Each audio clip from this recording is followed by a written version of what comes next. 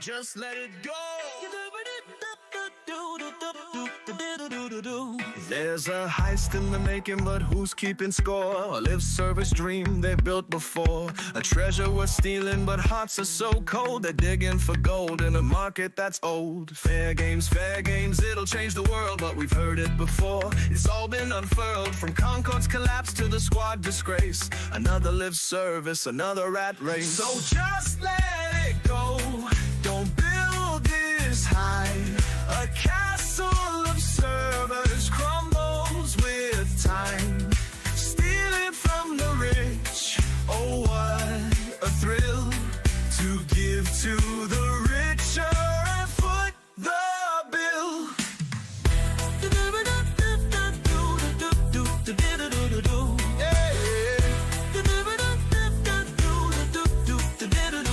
Once we played heroes with tales to unfold. Now it's battle passes and skins to be sold. We don't need no lobbies or daily quests. Just give us a game that lets us rest. The Justice League's dead before it took flight. Fair games feels like it's chasing that plight. We'll always remember your golden days when storytelling shone in the PlayStation race. So just let it go. Don't build this high. A castle of servers crumbles with time, stealing from the rich. Oh, what a thrill to give to the richer and foot the bill.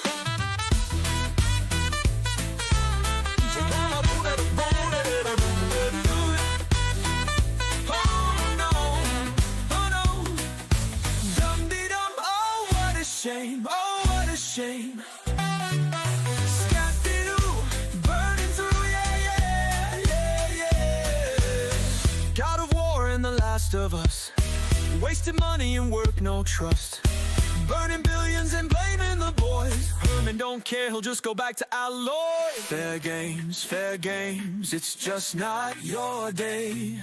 Leave live service to those who've lost their way. Sony, we're begging, just let it go.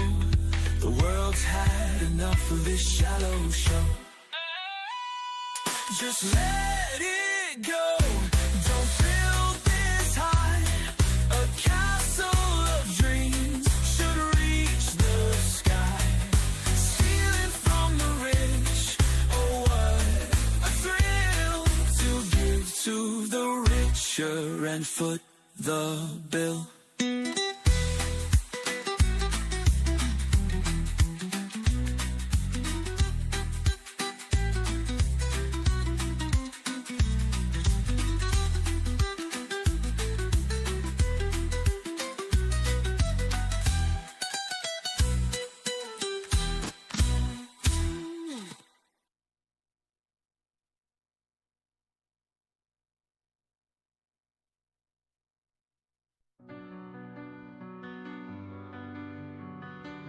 That's most definitely what's up. Imagine a hero shooter where the hero never showed. Imagine a game with a player base that just refused to grow. A 5v5 hero shooter with gameplay that's just okay, and characters that remind me of Tupperware and white bread. No, I'm not talking about Overwatch. Please stop bringing up Overwatch. I'm vibing! This game is not Overwatch. It's actually something else. Imagine a game with a story that no one watches. A game that costs $40 that Sony totally botches. It has all my favorite characters, like Lemmy, Dawn, and Craig. At least, I think that's what their names are. I never bothered to check. Concord like the grave. Your legacy is safe as a game that no one played, and a price that no one paid. Boopa-doop-ba, deep-a-doop-da, scoop-a-boop-ba, beep-beep-beep-beep-beep, phlegm. Concord was about as good as accidentally peeing on your own leg. Concord, we're here to lay you to rest. We know you tried your best. You copied so much cool stuff just to turn out lame in the end. I'll never forget my favorite moments, like when Hot Sauce Guy jumped. Remember when he jumped? That was really cool. A rat just ran by on my desk, and even the rat didn't want to play Concord, even though I blessed him with the chance. The $40 he could afford, but the rat just stared on in a trance. Rat, rat, rat, rat. Concord's dead. Rat, rat, rat, rat. Concord's dead. The Costco guys made more money than you. They were just on Jimmy Fallon too. Imagine Lennox being on Jimmy Fallon, because I literally can't. The rat on my desk is eating all my Cheerios and grapes, and also Concord is dead. Concord like the grave. Your legacy is safe as a game that no one played, and a price that no one paid. Rat-a-ta-ta, beep-a-da-boop. Skim, milk, the rat freak, doo-da, doo-da. A guy said he really liked it, and then a bunch of rats ate his face. That's the sound he made when Concord passed away. I wish things turned out different, but either way I'm getting paid. Concord's dead, Concord's dead, and boy is my face red. When the game came out, everybody overslept. Concord's dead, Concord's dead. Holy crap, Lois, Concord's dead. When the game out, people played everything else instead. Welcome, everybody. Do you know what time it is? Do you know? Do you know? What time is it? Time to play the game. It is. It is indeed. We've got a good number of things to talk about today. Of course, we have the PlayStation event. We've got previews lifting for a handful of things. We've got speculation. We've got breaking news, of course, as always, such as a hard-hitting report from Hard Drive. Visibly aroused, Phil Spencer sits in a corner watching Xbox gameplay on PS5. I tried to keep a straight face, but I can't. It's too funny, man. So anyway, we got a number of good things to chat about. One of my questions was featured in an Assassin's Creed article. We'll talk about that. So we'll tackle that. Maybe at the start, I want to hear your predictions. Okay, everybody in chat, Twitch, TikTok, X, YouTube, wherever you're watching, what do you think is going to be shown at the event today? To be clear, the event is in 90 minutes. Okay, so we have some time. We're going to talk about this other stuff in the lead up and build up to it. But what do you think is showcased here? Concord 3, yeah, they're skipping right over the second one. They're getting right to the point. Yeah, I think there's a good chance of that. I have a sneaking suspicion. Dare I say, call it a hunch, that they're going to have a lot more of their live service stuff here than I think people are expecting. I think if you're expecting them to casually have like Bloodborne 7, you're going to be disappointed. Part of that is because, like, do you remember where they did the big reveal of Suicide Squad? Do you remember where that was? Suicide Squad killed the Justice League. It was specifically the gameplay reveal. Was this the original one? I don't remember if this was the original one. But it was specifically in their February showcase. So this tends to be where they show stuff from third-party partners, where they show stuff that they think is going to make investors happy as they wrap up their fiscal year. This is, I mean, if they have something big that year, they'll probably show it, but this is also not typically the time where they're going to come out and reveal like their biggest things. Okay. So I personally would expect we probably see Marathon, maybe a Marathon gameplay trailer, maybe like with an announcement of an open beta or a playtest or something like that. There's rumors that Bungie's other live service game could see the light of day today. I think we probably see something with Ghost of Yotei. There's already, it looks like Kojima's going to, is it PAX East or something? He's going to some event in the next couple months that he said he's going to have an extended panel talking about Death Stranding 2. So there's a chance we get another 35-minute trailer that doesn't make any sense. So there's a chance of that. And of course, as Kino Mansky brings up, Fair Game $. That's still slated for this year. There's also a good chance that we see the Horizon live service game. Just saying. That's supposed to be out this year at some point. So we shall see. But the point is, I think this is going to be much more live service oriented than single player like new God of War game. I would love to be wrong, but that's where I'm setting my expectations. Okay. That's where I'm starting. Monster Hunter. Yeah. I mean, we probably get like what is it? Maybe like a launch trailer or something for Monster Hunter. Probably. Yeah. Yeah. Hey, Luke, how do you balance playing games while having a wife and kids, have a 1-year-old daughter, and finding it hard to get time to sit down and play KCD2? Part of my hack is that I do this for a living. So obviously like, like any time that is during the day when I'm not either streaming, if I'm working on something for a review, I can play that game for a review, stuff like that.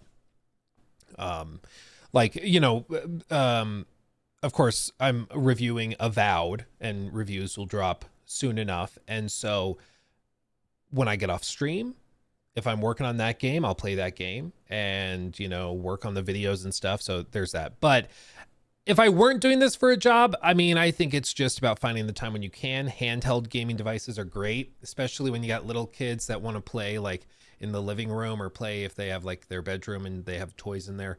Having like a handheld thing so you can be in there watching them while you're playing games and putting 20 minutes in, 30 minutes in, that can be a great way to do it. It's when they become super mobile that it gets really tricky. When they're like my son Lachlan is 3. He's got the energy of a 3-year-old and he's much harder to keep up. You're not playing games while watching him, you're running around keeping up with him. So it is just tricky. It is tough. So to a certain extent, I don't think there's like one easy answer, but yeah, I wish I had more useful advice. Make deals with your partner and play games your kids like to watch. Work for me. Oh, that's cool. Yeah, that could be fun. Yeah, I think it's also partnering with your partner and just being like, hey, video games really, like, it's a hobby, it's a pastime, it makes me feel good, it helps me recharge. I'd like to have some time, a few hours here to play games over the weekend or something, or you could do cool to watch the kids while I do that. And then trading off, and maybe your partner wants to go do something. Maybe your partner loves playing games too, and so you let them play games. Or maybe they want to go out with friends or something. But it's always trying to find ways to help each other out. I think that definitely is a big help, a good way to do it. Oh, okay.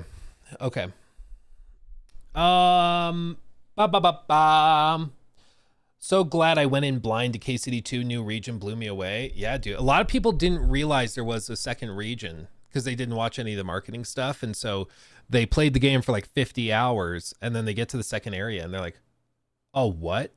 It's like when you played Monster Hunter World. I don't know if you guys have ever played that.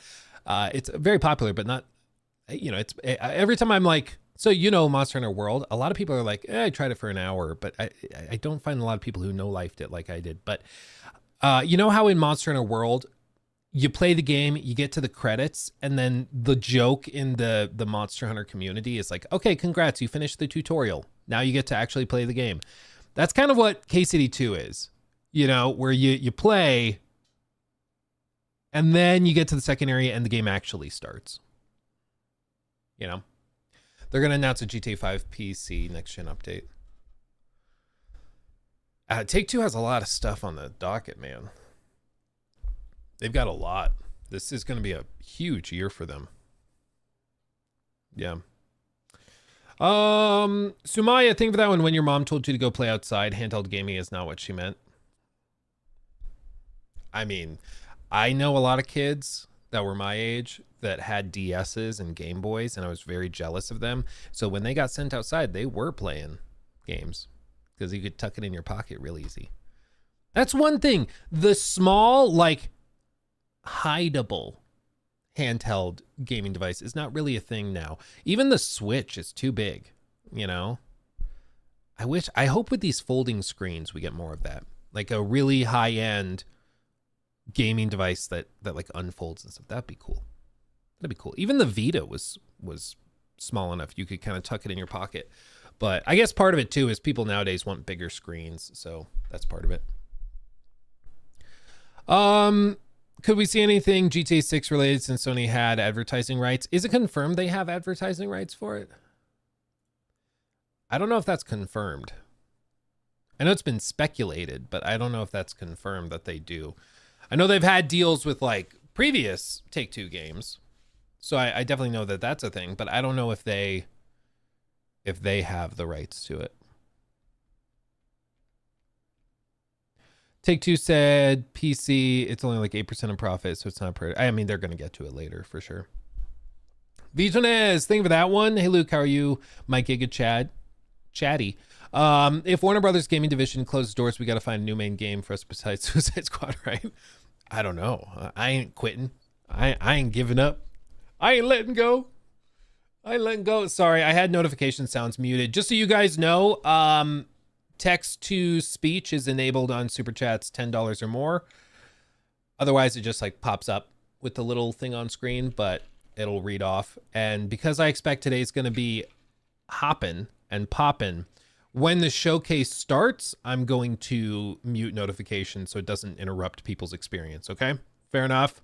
As much as I would love to take your money, I'm going to have to mute them and shut them down while we're watching the showcase. Okay, Nate. Thank you for that one. Hi, Luke. I'm a WWE 2K player, and something interesting, maybe a hint towards what Take-Two might do for GTA 6. The base game went up by $10 and $30 on Deluxe Edition last year, but now added 7-day early access from 3 days. Yeah, dude, Nate, I think you're onto something. It's what I've predicted for a while, which is that GTA 6, I think they'll offer it for $70, maybe 80 if they're feeling really ambitious. But I think they're going to do like 7-day early access for the $130 version or something like that. Like they're going to sell you super early access, and that's going to print money for them. What time does State of Play start? 80 minutes from now. Yeah.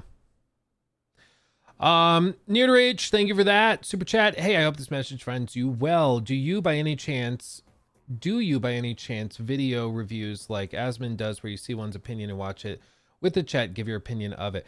Oh, do you mean just like reactions and stuff? We've done that before. My big thing is I always try to make sure we give the video that we're reacting to enough time to kind of float on its own. So like there's a video I've wanted to look at since last stream from the hidden one where basically he goes and debunks a lot of the stuff that's been said about shadows. And I've wanted to watch it and see what people have been getting wrong and to see if it actually is worth debunking, if there is something off. But I want to give his video enough time to perform properly and to its full potential. So we've been giving it some air because I don't want to step on his toes, and I want it so when we watch it, it just boosts his video, you know? But we've definitely done that before. When it comes to like big outlets like GameSpot, IGN, I'm like, I don't care as much. Like they'll be fine. Me reacting to an IGN video is not going to make or break the whole thing, you know? Lunar Makeshift. Thank you for the 5. Hey, Luke, question from another Luke. What's your thoughts on the evolution of peripherals? PS5 haptics feels underutilized, but can be very impactful. I like it. It's just tough for things like that to not feel gimmicky. And it's also tough when you are talking about like the haptic feedback in the triggers and adaptive triggers and stuff with the PS5, because if you're making a cross-platform game, that isn't something you can do on Xbox controllers, at least not yet, though it is speculated that they're working on their own version of the Xbox controller with those adaptive triggers and stuff. So it's hard to say like why we haven't seen it used more outside of just like Sony first party studios, but on the whole, I like it. I like them experimenting with more and more stuff, but inevitably, like, it's the games that sell consoles and hardware. It's not little gimmicky features. Like, you remember how the Switch had the like Joy-Con thing, and what game was it?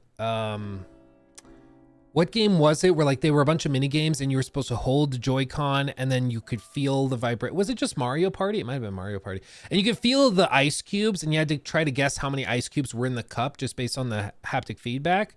Was that 1-2 Switch? Yeah, there were a bunch of like mini games like that where the haptic feedback was supposed to be so good that you could actually feel the difference and check it out. And I mean, that's fun initially, like as a gimmick. But as the months and years tick by, that's not why people are playing those games or spending money. And it's the same thing. Like, I like adaptive feedback, adaptive triggers and stuff. But am I going to buy like a remaster of a game just to get that? You know? I don't know. Oh, the hidden one is actually in here. Sup, brother? React all you want, Luke. I'm not bothered about views. Heart emoji. Heart emoji to you too, my friend. And yeah, we can do that because I'm very interested in it. Let me finish catching up on this. Vito, thank you for that one. What about Exoborn? It's like Anthem content, dude. There's a never-ending supply of these things. Unfortunately, there's always going to be another kind of Suicide Squad style release, and they ain't stopping. Did you guys hear what Overwatch is doing? They're bringing back loot boxes. Not even joking. Not memeing. They announced they're bringing back loot boxes with Season 15.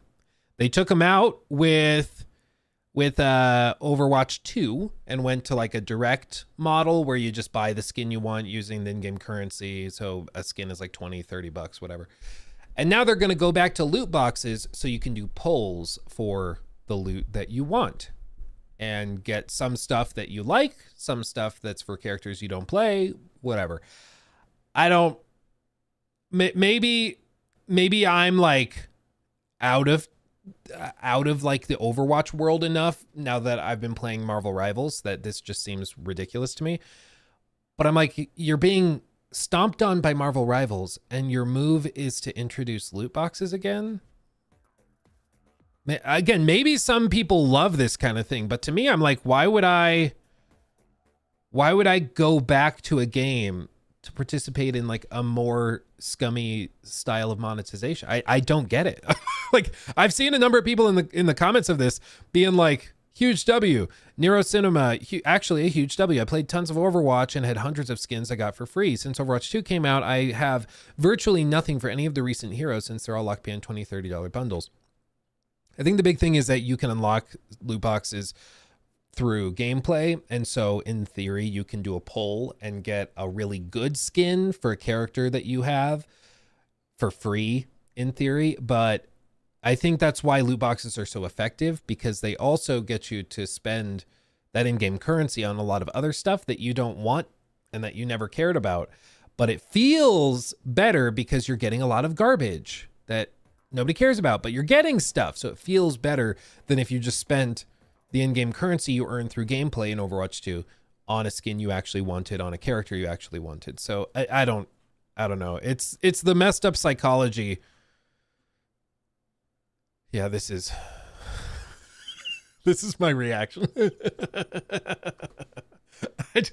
I don't get it. I don't get why people are like, yay. I guess I'm just old, man. Nacho, thank you for the 5. Yo, about AC Shadows PC requirements. If I play in 1080p, in what low, medium, ultra settings would I be able to play with a 3060? I don't speak GPU. Fair point. Let me see. Where did I put the article for it? This is their stat sheet, their tech stat sheet. We'll do like a full sorted thing on this in just a second, but you can see resolution using dynamic resolution and upscaling. So they are specifically saying at the outset that they are requiring upscaling and they're building that into the spec sheet, okay? I personally don't like that because I feel like you should balance and optimize your game to run native and solid native, and then upscalers, frame generation, stuff like that is used to bring performance even higher. That's my preference. That's what I think it should be. It's 2025. I think it's ridiculous that you could have a modern AAA game that renders at 540p and then is upscaled to 1440 or something. I find that ridiculous, but that's me, okay? Because I feel like every game nowadays is just super blurry. It's just bleh. But anyway, if you said, what was the question? It was, if I play in 1080p, what low or like what settings would I need with the 3060? I mean, you're probably on low, my dude. With selective ray tracing, because I don't think you can turn ray tracing off in Shadows. So I think you're on low. If it's just a 3060, I think you're on low, my friend. I think that's where you're at. 3060 is the most popular GPU. Well, that's why it's a difference between median and mode. You know, like the old rambling thing that your statistics math teacher always used to ramble about. Because the median, is there a good graphic that demonstrates this? Maybe this. Does this allow? So you always have to remember that like there's a difference between average and most popular. And this is where people can get into a mess where they think that like, oh, the most popular GPU is a 3060. Okay. But does that mean that that's the average performance of people on Steam who are playing on PC? Because if there's more 3060s, there's a bajillion 3060s out there, but there's also a good number of higher end stuff. So the average comes out to maybe the power of like a 3070 or something, or maybe a 3080. You know, that's not what it is, but I'm just saying if it pulled the average further out, then you could end up there. Super chat. Any dev that does not optimize the engine or game and uses AI as a crutch needs to look for a new job. Laziness doesn't make gamers happy. Their one job is to provide entertainment. Here's the problem though, Sicarlo, thank you for the 10. A lot of the time it's not the devs. Like the devs want more time. They want it to run really well. The problem comes from the executives who are like, so we can get away with releasing it 6 months earlier and it runs good enough. Okay, yeah, let's do that. And the dev's like, no. We need time. We got to polish. We got to get it ready. And they're like, no, you're releasing today. Like, I don't care if you want more time to optimize. If you think that we can get it good enough for launch, that's where we're at. I also think there's occasions, and this is more what I think it is with Shadows. I think there's some creative choices that are made in terms of optimization, in terms of scope and what you're actually trying to achieve that can sometimes come back to bite you. You know, like the choice to have mandated ray tracing. They're requiring everybody to have that turned on. And at that point, like, yeah, your performance is not going to be great. Ray tracing, the only way to get ray tracing working is with upscaling, with ray reconstruction, with stuff like that, technologies like that, because it's extremely expensive to run on modern gaming hardware. So if you have it required, and if every version of the game requires ray tracing, I mean, you're going to have to use upscalers. Like, you just will. And so I think that's one of those creative choices that just came back to bite them. It's the same thing that happened with Star Wars Jedi Survivor, where they had ray tracing enabled permanently at launch. You could not turn it off, even on like the performance mode. All it would do is lower the internal resolution and try to upscale it back up. And it looked terrible. And I can't, like, I don't think this is like a controversial thing to say, but I will take sharpness and resolution over better shadows, but on a screen that looks like it's been smeared with butter. I don't care about blurry shadows that are technically better if I can't see any detail. Like I don't care, you know? I just don't. Give me the sharpness over, well, this shadow is actually being traced from the skybox down to the ground. I don't care. It looks blurry. I'm good, man. I'm good. Give me sharpness. It's why KCD2 is so refreshing, because that game runs well even without upscalers. You turn off upscalers, it can render natively just fine. You know? It's crazy. But anyway, I'll go down that rabbit hole all day, every day, because my goodness, it drives me crazy, man. But that seems to be where the industry is going, especially after like seeing NVIDIA's showcase, where they just went on and on about how that's the future. That's what they're pushing. That's where we're at. Let me continue catching up on all of these real quick, everybody. Sinester, thank you for the sub with Prime over on Twitch. Roundtable Conference. No, that's a conference. Thank you for the sub over on Twitch as well, my friend. That's wonderful. Melissa, thank you for the membership. Ooh, baby. Thank you, my friend. Coleman, thank you for the 5. Just paying a cool person for their cool content. Thank you, cool Cole. Cole, the cool guy. I don't know. I'll workshop it. Hold on, I lost my place. Mr. Piffle, thank you for the 5. Hey, Luke, fun question. I'm curious to know what your top 3 favorite games of all time are. I love your content. Keep it up. It's tough to pin it down to just one, but I mean, the immediate ones that pop up would be like Red Dead 2, The Witcher 3, and oh God, if I have to pick a third. It's so hard to narrow it down once you are like, you have to pick 3 because it's recent. I'll say Kingdom Come Deliverance 2. It's one of my favorites ever. So good. Where else was I? Felix, thank you for that super chat. What do you think the chances are of Ghost of Yotei coming to PC on or close to launch? How long do you think it'll take? I mean, I think it comes pretty damn close. I think it comes close. I mean, I would say max. My prediction would be max 3 months after, but time will tell. Keep the blade. Thank you for the 5 gifted subs on Twitch, my friend. Thank you. Holla, holla. That's most definitely what's up. Let's see. Did I read that one? I read that one. Okay.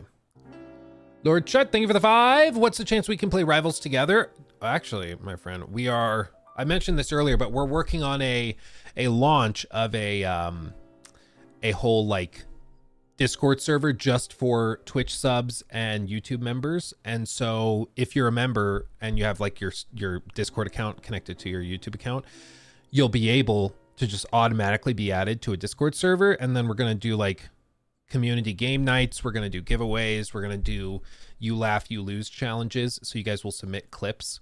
And if you're the one that cracks me up, then you win like a free Steam game of your choice, stuff like that.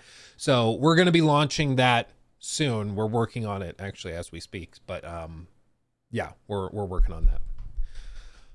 Luke Stevens coin launch when? I'm working with Talk To about it. We're going to go on their show and promote it.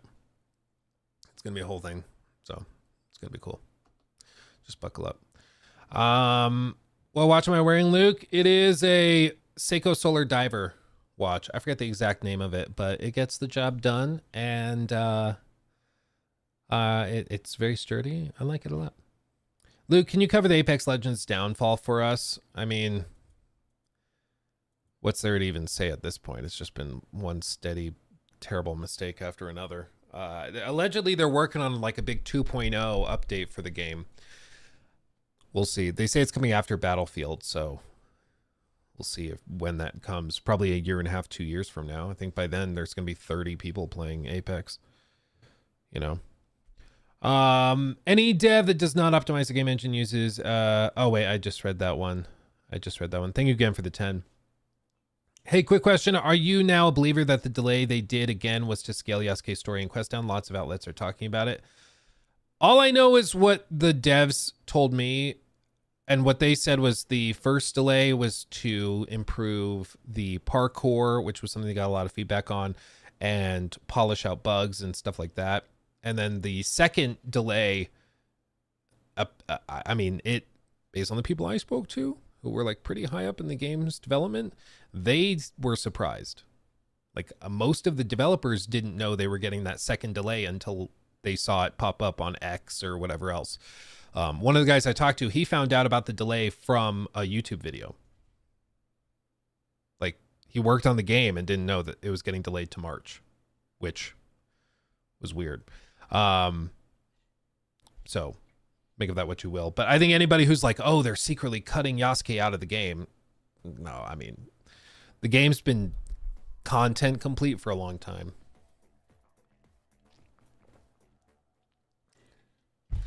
Where else was I?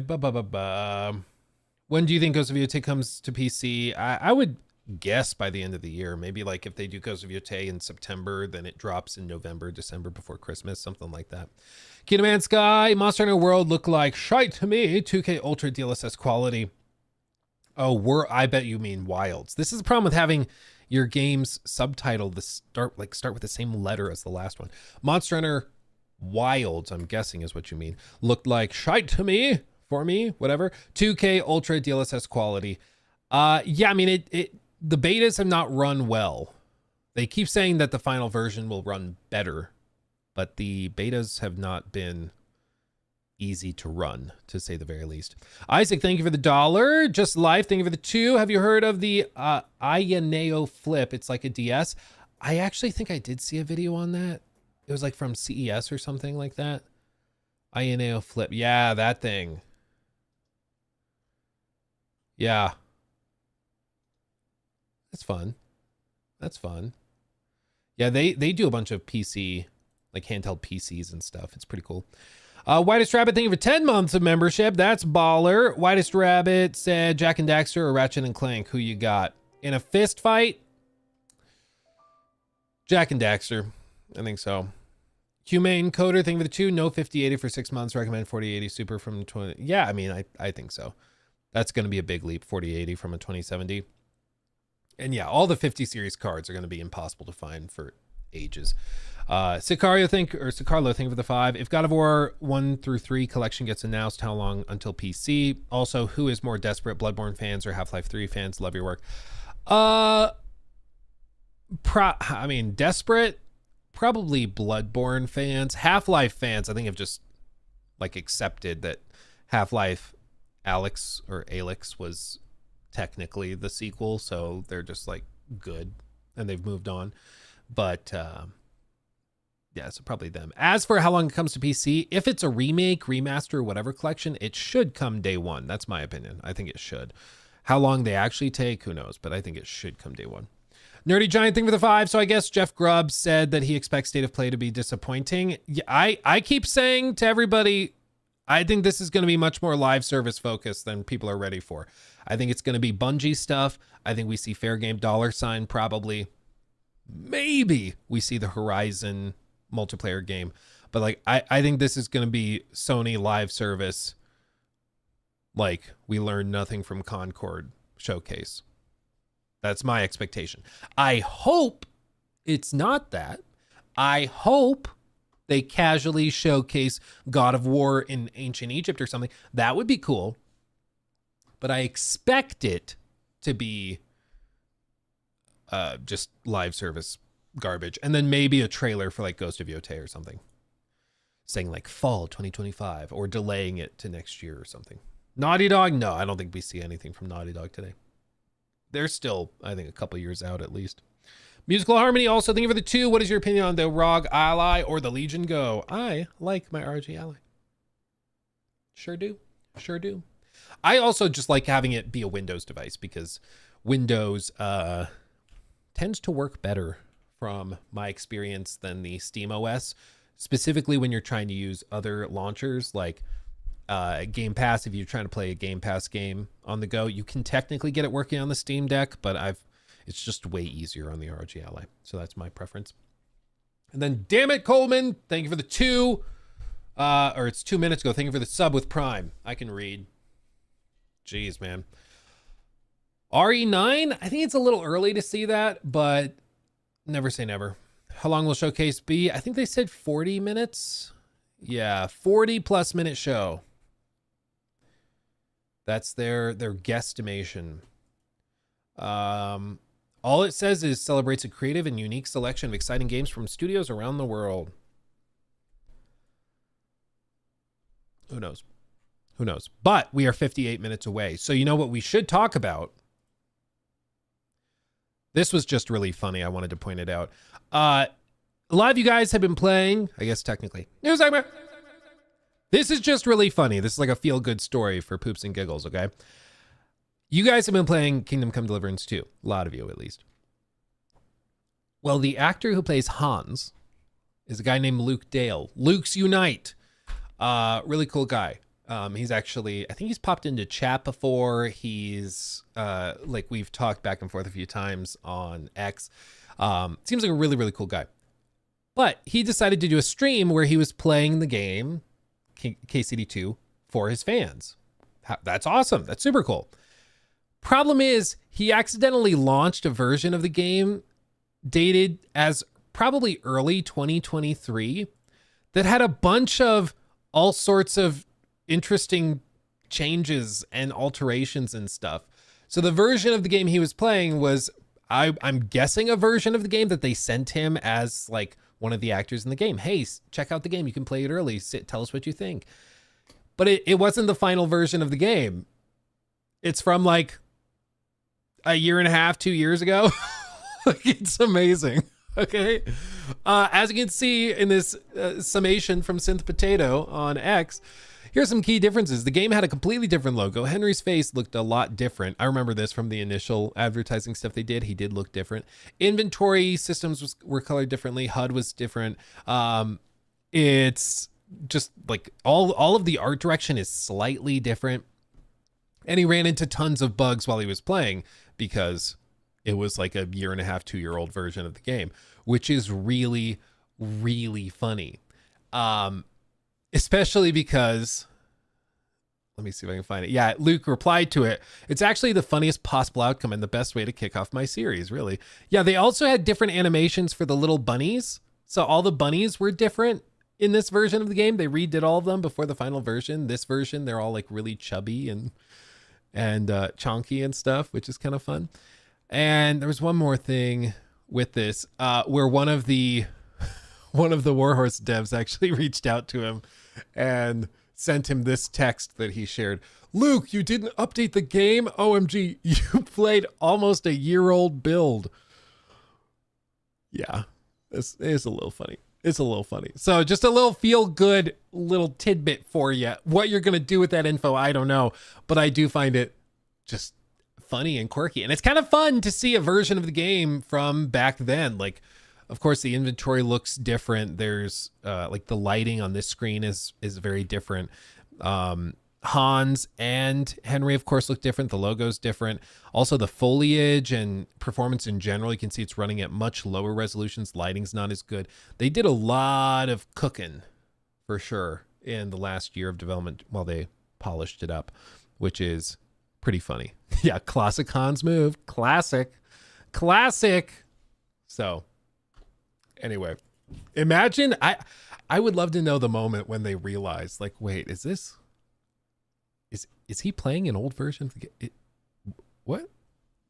It's pretty funny. So go subscribe to Luke's YouTube channel. He's got his whole dedicated YouTube channel where he posts these streams and videos and stuff. I've been following his channel for a while. He also is making some cool like documentaries and stuff. So definitely go give him a sub. It's pretty cool.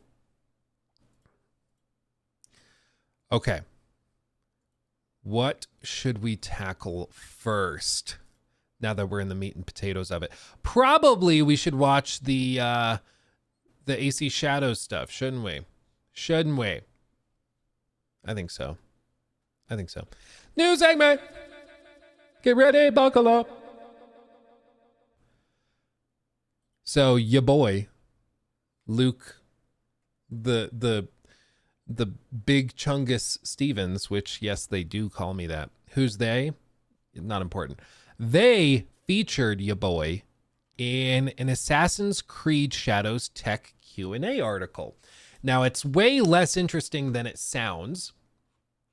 Basically, all this means is that they sent out an email asking if we had any questions about the technical side of AC Shadows, and I gave them like 6-7 questions. I gave them a bunch. But the one that they picked was, will the game be Steam Deck verified at launch? And they said at launch, the game will not be compatible with Steam Deck due to the fact that it is below our minimum specs for PC, which when I asked the question, we didn't know what those specs were. And after seeing this, I mean, you can understand why. Even at 720p, you know, this is on Mac because yes, the game is coming to Mac. They do have estimated like performance stats and metrics on this. I'm amazed it's coming to Mac anyways, but hey, if you wanted to play the game at 1080p 30, you can probably play it. I think my MacBook Pro has an M2 Yarmouth donated Pro. $20 through Super Chat. So I got 720p. A lot of drama around the Monhan Wilds optimization. Optimization doesn't really mean much to me, however. It would be foolish of me to say it's not a huge selling point for many gamers. Devs need to do better. Thank you for the 20. That's very generous. I mean, the problem with optimization as a topic in that game specifically is that any game that's challenging and has like really tense moment-to-moment gameplay and combat, if you have like a dip in frames, if you have a hitch, if you have some sort of graphical glitch or something, that could mean the difference between you succeeding in that hunt you've been doing for 45 minutes or you failing it. And that sucks. Like, that sucks. Because you could have a hunt you've been doing that's really high intensity, and if you've played like World or any of the others, even just like, I mean, any of the Monster Hunter games, you will have fights like that where it comes down to like a minute left before the hunt is over and you're just going crazy trying to finish it. But if there's a hitch, if there's a stutter, and that means that you get hit and crushed and you die, and that was your third down and mission's over now, that 40, 50 minutes of gameplay was just wasted. A lot of resources, consumables were wasted, all because the game misbehaved. Not because you did anything wrong. I mean, the game crapped out. And I think that that's where people are justified in being upset about it. It's also just a frustration in general when you've been waiting years for a sequel to, I know technically we had the Switch one, but like Monster Hunter Rise, but you've been waiting for the big mainline sequel to World, and then you get it, and it just doesn't run very well. It runs worse than the last game you've been playing on PC.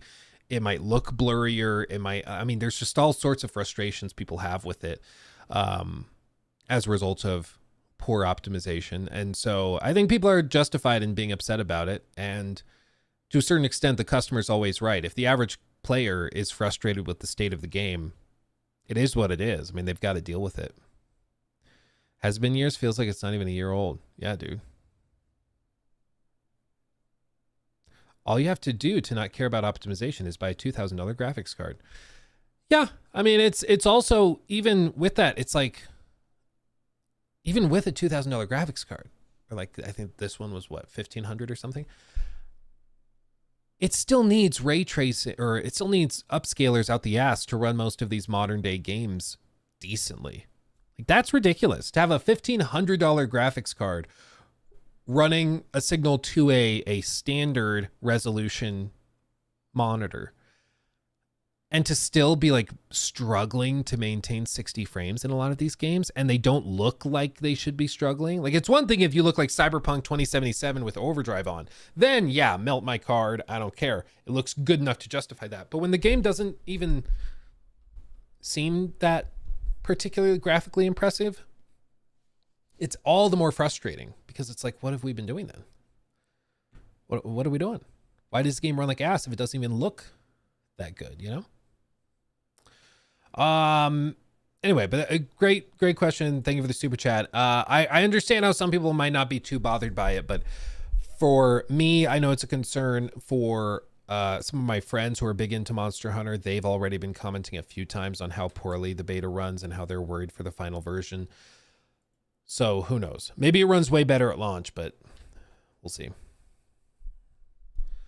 Should I grab Avowed Early Access? My recommendation is always wait for reviews. Don't pre-order something unless it's a collector's edition statue that will not be available unless you pre-order it. That's the only time I can understand somebody pre-ordering something, is if you want the statue. And if you're happy with the statue, even if the game ends up sucking, cool. Whatever. If memberships are giving you a hard time, mobile is really hit or miss. You might have to try on desktop.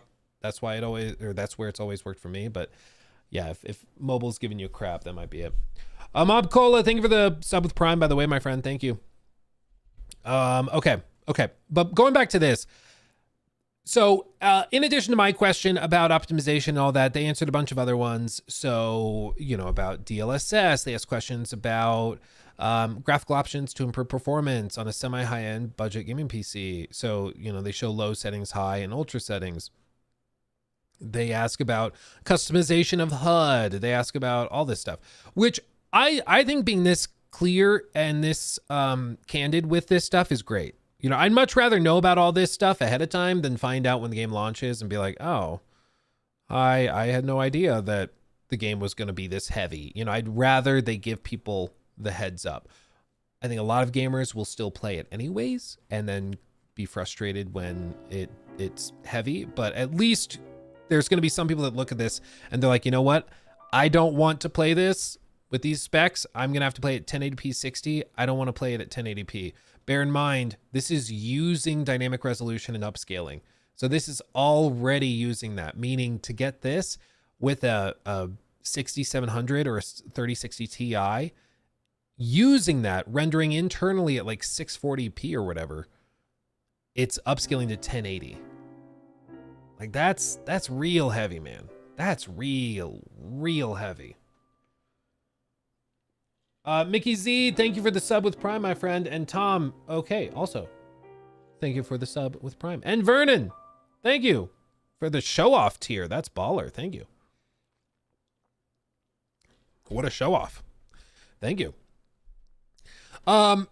So, yeah, I mean, I'm going to be real, fam. I think that these specs are not as great as I was hoping for. Now, when I played it at the preview event, it did look really, really good. It was very pretty, but a 3060 Ti, a 3080, like these using upscaling technologies to hit 60 frames at these lower reses, that's a little underwhelming, I think, in terms of optimization. Now, it is scalable. They are showing it running on like Mac hardware, so that is crazy. I mean, I'm shocked, but allegedly it can run on Mac as well. Not particularly great, but they've scaled it over there as well. But it's going to be a heavy game, and they're kind of unapologetic with it, which to a certain extent I can respect. But I feel like a boomer. I don't like that it's become so normalized to bundle in upscalers. And in this case, I don't think they're using frame generation in these estimations. Otherwise, they would have said it. But there's been other games that have been like, yeah, with frame generation and upscalers, you can achieve 1440p at 60 with this graphics card. And that's ridiculous to me. I'm like, upscalers and frame generation might eventually get to the point where it's indistinguishable from native, but I think we all can tell the difference. Oh, my third camera's not working. Anyway, it's just not, it's not there yet. And you can tell, like we've all seen the games that are super upscaled and they just don't look that sharp. Sure, technically the signal might be 4K, but I encourage you to go back and you try a game from like 5 years ago, run it native 1440p, native 4K. And it will look better than if you run it at 4K with like quality DLSS on with a newer title. Like it's just, I'm very frustrated by the mainstream push of DLSS, because I feel like it's making every game just run like ass and then look blurry, and I just, it triggers me is what I'm saying. I get triggered. Yeah. I understand why these marketing teams really love the push for ray tracing, because it makes still shots look really good, and that's absolutely true. But it's a video game we're talking about. It's not a photo mode simulator. I mean, that's a component of it. But just because ray traced reflections make water reflections look really good, or windows and, you know, reflections like that look really good, or shadows, you know, underneath canopies, yeah, it makes that stuff look really good. But at the end of the day, I would much prefer sharpness. Give me sharpness, man. Come on. So, what's in there for PS5 Pro? That's a good question. Let us see. Let us see. I accidentally closed it. Just a moment. I wasn't thinking. Hold on. Where's...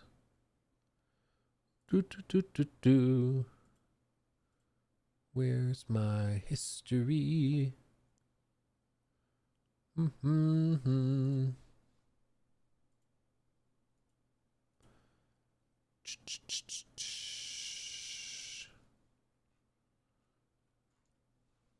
Ba, ba, ba, ba, ba, ba, ba, ba, ba. I can't type.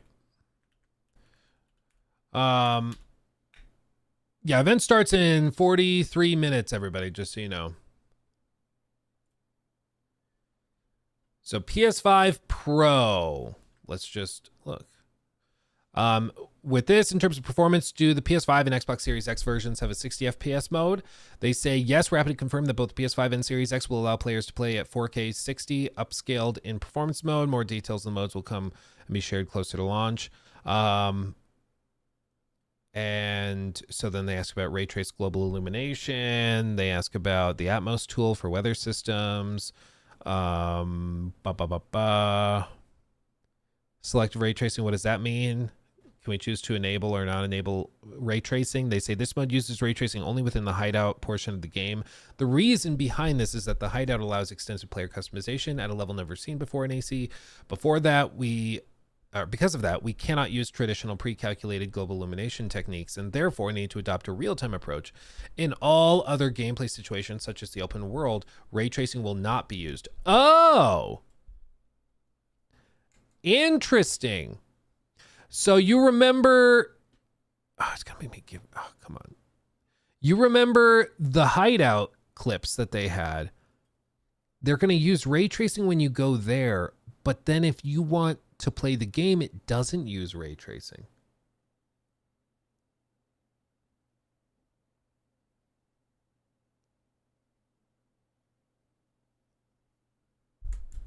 Huh. I can't, huh. I understand what he's saying. He's like, we can bake it into the world, and so you can effectively turn ray tracing off there. But when you go to the base, because you're moving buildings around, because you are customizing light sources yourself, because you're doing all of that, we can't bake that stuff in. So that stuff has to be done real time. So that specific area of the game will be ray traced, but everything else will not be. So could that not lead to situations where you get to the hideout and the hideout runs like ass, but then the open world and regular gameplay runs well? I mean, I think you'd have to have stuff like dynamic resolution. You'd have to have stuff like that to level it out on console. Like, imagine the Series S trying to ray trace the hideout. I don't know how that would work. Huh. Weird. Dexter, thank you for the sub with Prime, my friend. Didn't we have a base building long before ray tracing? Well, yeah, but the point is, like, what you see in the gameplay snippets and in the videos and stuff, what you see is effectively globally illuminated set pieces and stuff. But they're saying in the open world, they can bake in all this lighting. They can bake in all this stuff. But because everything is static, they can do that. But once you go to the hideout, moving it all around, you can't bake it anymore. And in like Valhalla, of course, they didn't have that stuff. They didn't have ray traced stuff baked in, or rather global illumination baked in. Even though it's not ray traced, you get what I mean. It's global illumination. They didn't have that, so you could just move stuff around, didn't affect it. You can place buildings and upgrade them, whatever. But the other piece of it too is that what they're doing in Shadows is like a fully customizable grid-based base building thing. So it's way more dynamic than what they did in like Valhalla. What they did in Valhalla was just kind of like, you select this plot and it upgrades to that. So they probably could bake stuff there. Joda, thank you for the membership. Welcome, welcome. Yeah. Also, Free Roam's podcast wasn't just killed, it was murdered. We were supposed to do it today, actually. And then they announced yesterday that they were doing the PlayStation showcase. And so they were like, oh, okay. I guess we could do the show during the showcase, or we just wait till tomorrow or the day after. So we're just going to do that. Because, I mean, Sony likes to surprise us. But what did I say on Monday? What did I say on Monday? One of you guys asked, do you think we'll see a PlayStation showcase by the end of the week? And I said, if there is one coming, you'll hear about it tomorrow. And guess what? They said it. Just as predicted, man. Just as predicted, baby.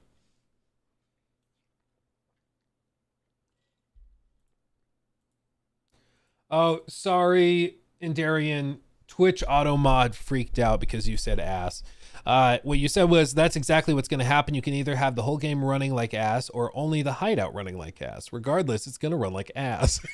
You just decide how much ass you want. I mean, you're not wrong. That's basically what it is. Buff Dog, thank you for the sub with Prime as well, my friend. Yeah, you're right. You're right. I don't know. That's a really interesting thing. I'm surprised to hear that it's just not going to use ray tracing stuff in the base, but everywhere else you can turn it off. That's really, I don't think I've ever seen that before, where you can't turn ray tracing off in this one area, but you can turn it off everywhere else. That's very interesting. Other stuff they mention, so DLSS, it'll support DLSS or FSR. It supports all the technologies mentioned here, 3.7, FSR 3.1, XeSS2 are all supported for upscaling and frame generation. Our own temporal AA solution is also available. Note that a mix and match option or approach is possible. You may select one technology to upscale while using a different technology for frame generation. That's kind of cool. I don't know when you would ever use that, but you could use FSR to upscale and then DLSS frame gen or vice versa. That's weird. Huh. And then graphics options, as you would expect. HUD customization, there's a lot of it. Colorblind options, guidance, controls, gameplay options. Special audio things as well to help people. Graphical customization options such as FOV. Yes, FOV can be tweaked from 85% to 115.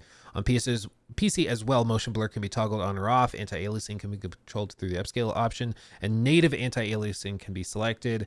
It will not be Steam Deck verified. Mike Labs, is AC Shouts going to be natively available on Mac? Yep. Jor Raptor. Oh, baby. Jor's here. This is also really interesting. So Jor asked a very good question. I also asked this one, but they picked Jor's version of the question, probably because it was worded better, frankly. He asked, do we need the Ubisoft launcher if we buy the game on Steam? That's a good question.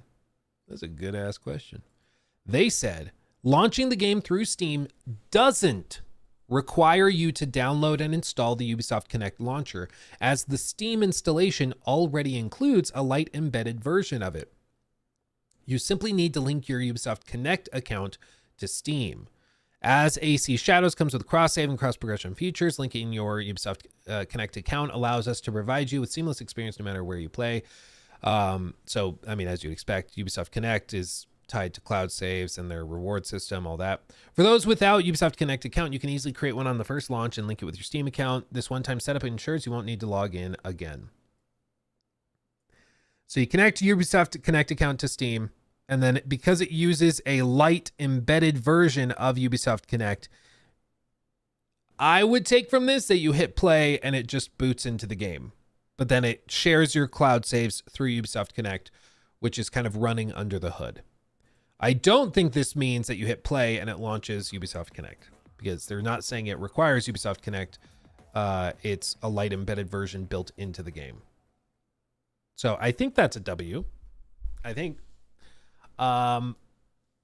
So there you go. Will it support cross-platform progression or cross-save?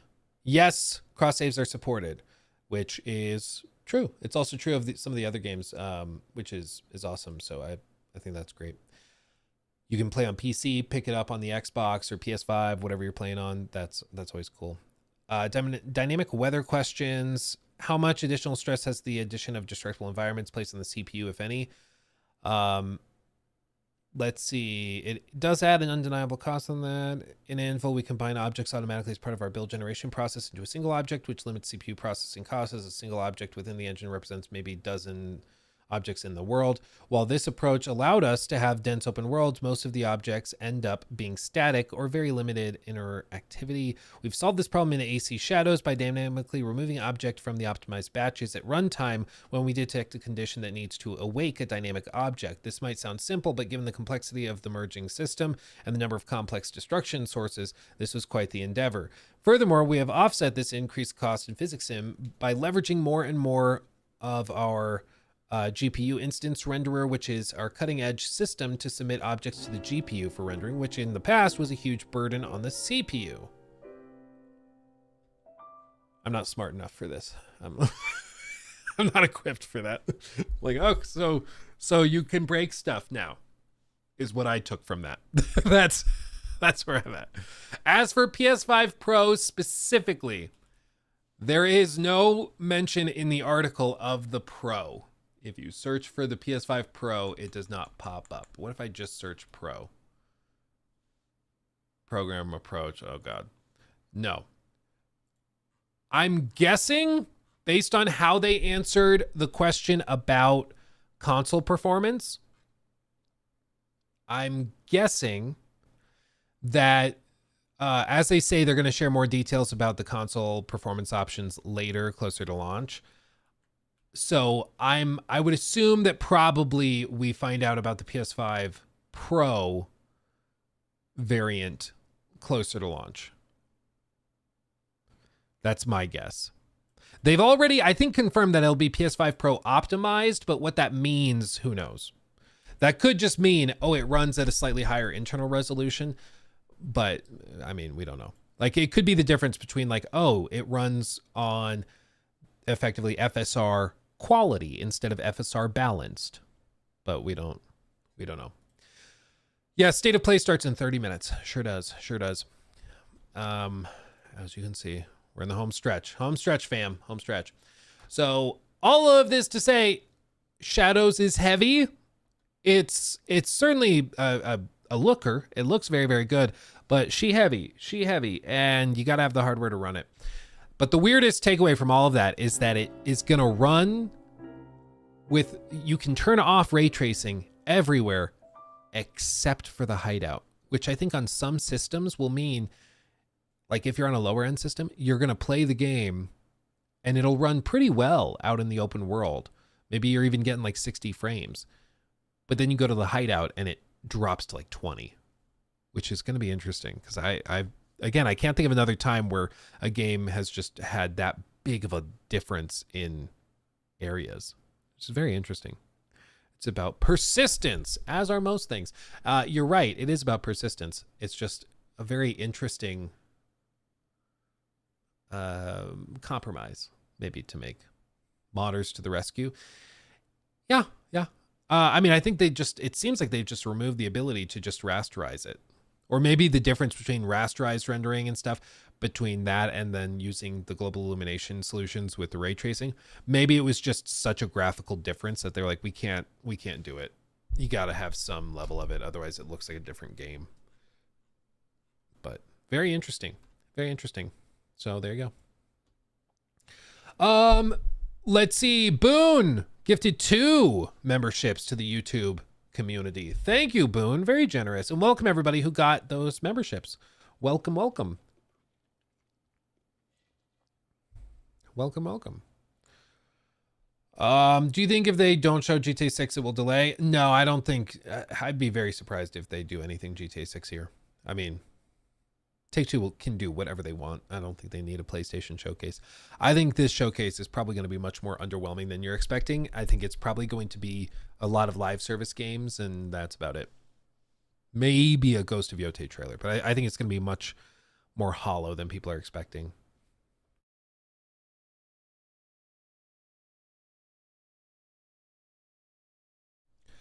Ant Gifford, thank you for the membership. Thank you for that one. Joda, thank you also for the membership as well.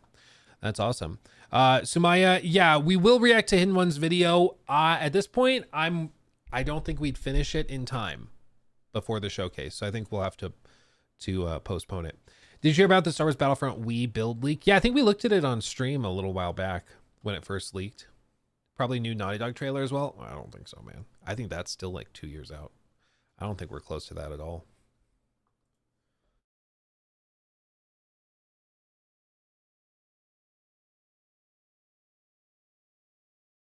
I want to talk about this too. Real quick. Actually, no. Pause. We'll look at something else first. Okay. So, news segment. So in case you missed it, preview impressions of the new Elden Ring game dropped, which is interesting. Of course, they're doing network tests. They're prepping it. It's on its way, but the responses have been either very positive or thoroughly confused, which has been kind of interesting to sift through. Because there's some people who got the chance to play it at a preview event. To be clear, they were not allowed to record their own footage, so they had to use just B-roll, which is always kind of like, oh, but it's also work in progress. I don't like preview and like any sort of press thing where they provide the footage to you. I think that is always sucky. But that being said, they did have that preview go out and different outlets covered it. You can see Vati also covered it. A bunch of typical From Software style creators covered it. And it's very different. It's very different. So I think we'll check this out real quick before the PlayStation State of Play kicks off. And I'll share my thoughts because this, again, like the more I hear about it, the more I think it could be fun. But I think it's going to, like, it sounds like it really doesn't have a lot of content here. I think it's the type of game that's going to be really fun for a weekend. And then you're going to kind of run out of stuff to do based on what they've said about it. But we'll look at this. We'll check it out. From Software creators are better than IGN previews for me. I would be inclined to agree with you. The problem is I don't want to step on anybody's video performance by reacting to it. So IGN is IGN. They have 18 million subscribers. They'll be fine if I react to their video, but I don't want to like step on another individual content creator and their previews. So we'll take this for information and footage and stuff, and then we'll talk about it. Okay, so this is their little preview impressions. Before we begin, I just need to say that the footage in this video was provided by Bandai Namco, as no capture was permitted during the event. Sad face. So unfortunately, some of the really cool things I talk about may not always be perfectly represented on screen. Now, on to the preview. Tragedy must be averted. And for that, I need your help. Elden Ring Nightreign is not a battle royale. Not that you ever thought it was, but as a former battle royale enjoyer, I can't help but compare the white knuckle moments I get when the storm closes in on me in those last gripping moments of a half-hour-long session of a Fortnite match to the nail-biting bits where I'm desperately trying to outrun the encroaching circle and make it to a life-saving site of grace in I mean, more than anything, I think it's a roguelite. I think that's what you're feeling. I mean, battle royales were always kind of built around that same feeling that roguelites have provided for like decades at this point. So that's probably more what it was. But I have seen some people in the comments section of our videos talking about Nightreign that have been like, yeah, it's actually going to basically be an Elden Ring battle royale, which I think is awesome. And it's like, that's not what you should be expecting. in Nightreign. PvP elements are completely absent in Nightreign, though not missed one bit. Still, you'll drop into a map with a squad, start from nothing, and spend your time ransacking the map to hopefully power yourself up for the final battle. From the risk-reward moments of looting a church for one more flask charge as the circle closes in, to the wave of sadness you feel when experiencing a devastating loss after taking so much time building yourself up, it's hard not to see the Battle Royale influences. But after 4 hours of playing the upcoming stress test build, I'm ecstatic to report that Nightreign probably won't tarnish the Elden Ring name. I feel like that's not a great way to start your preview if you're like, it probably won't destroy the reputation of this beloved franchise. Or game, I guess it's not a franchise. With this, it'll be a franchise. It's not a great way to start, you know? That word probably is freaking me out just a little. It's like if we go out to dinner, we actually ran into this thing when we were on vacation in the Bahamas. Because a lot of the food hygiene, like processes, cleanliness, not really a thing out there unless you're in like a resort. So there was like, you know, a fish that was covered with flies on like this cutting board. This guy was making conch salads and stuff, and it's just flies everywhere. And I was like, I like turned to a friend of mine. I was like, do you think we're going to get sick if we eat this? And he's like, probably not. I was like, I don't want probably not. I want not. I want no. We're good, fam. I don't want to hear probably. Probably is a dangerous word to hear when somebody's trying to assuage your fears.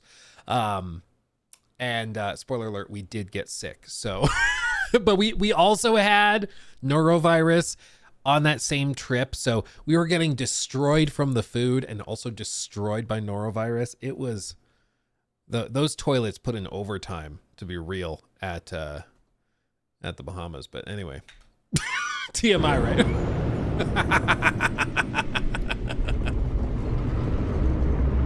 When beginning a match, you'll be given a choice to pick one of 4 available classes, though there will be a total of 8 when Nightreign launches. Okay. The current options will be the all-arounder Wilder, the speedy glass cannon Duchess, the tanky Guardian, and the magic-wielding Recluse. Each class has its own strengths and weaknesses, of course, but in my time with this build, I found that the most fun class to play was the Duchess, thanks to her powerful abilities and swift and nimble dodges.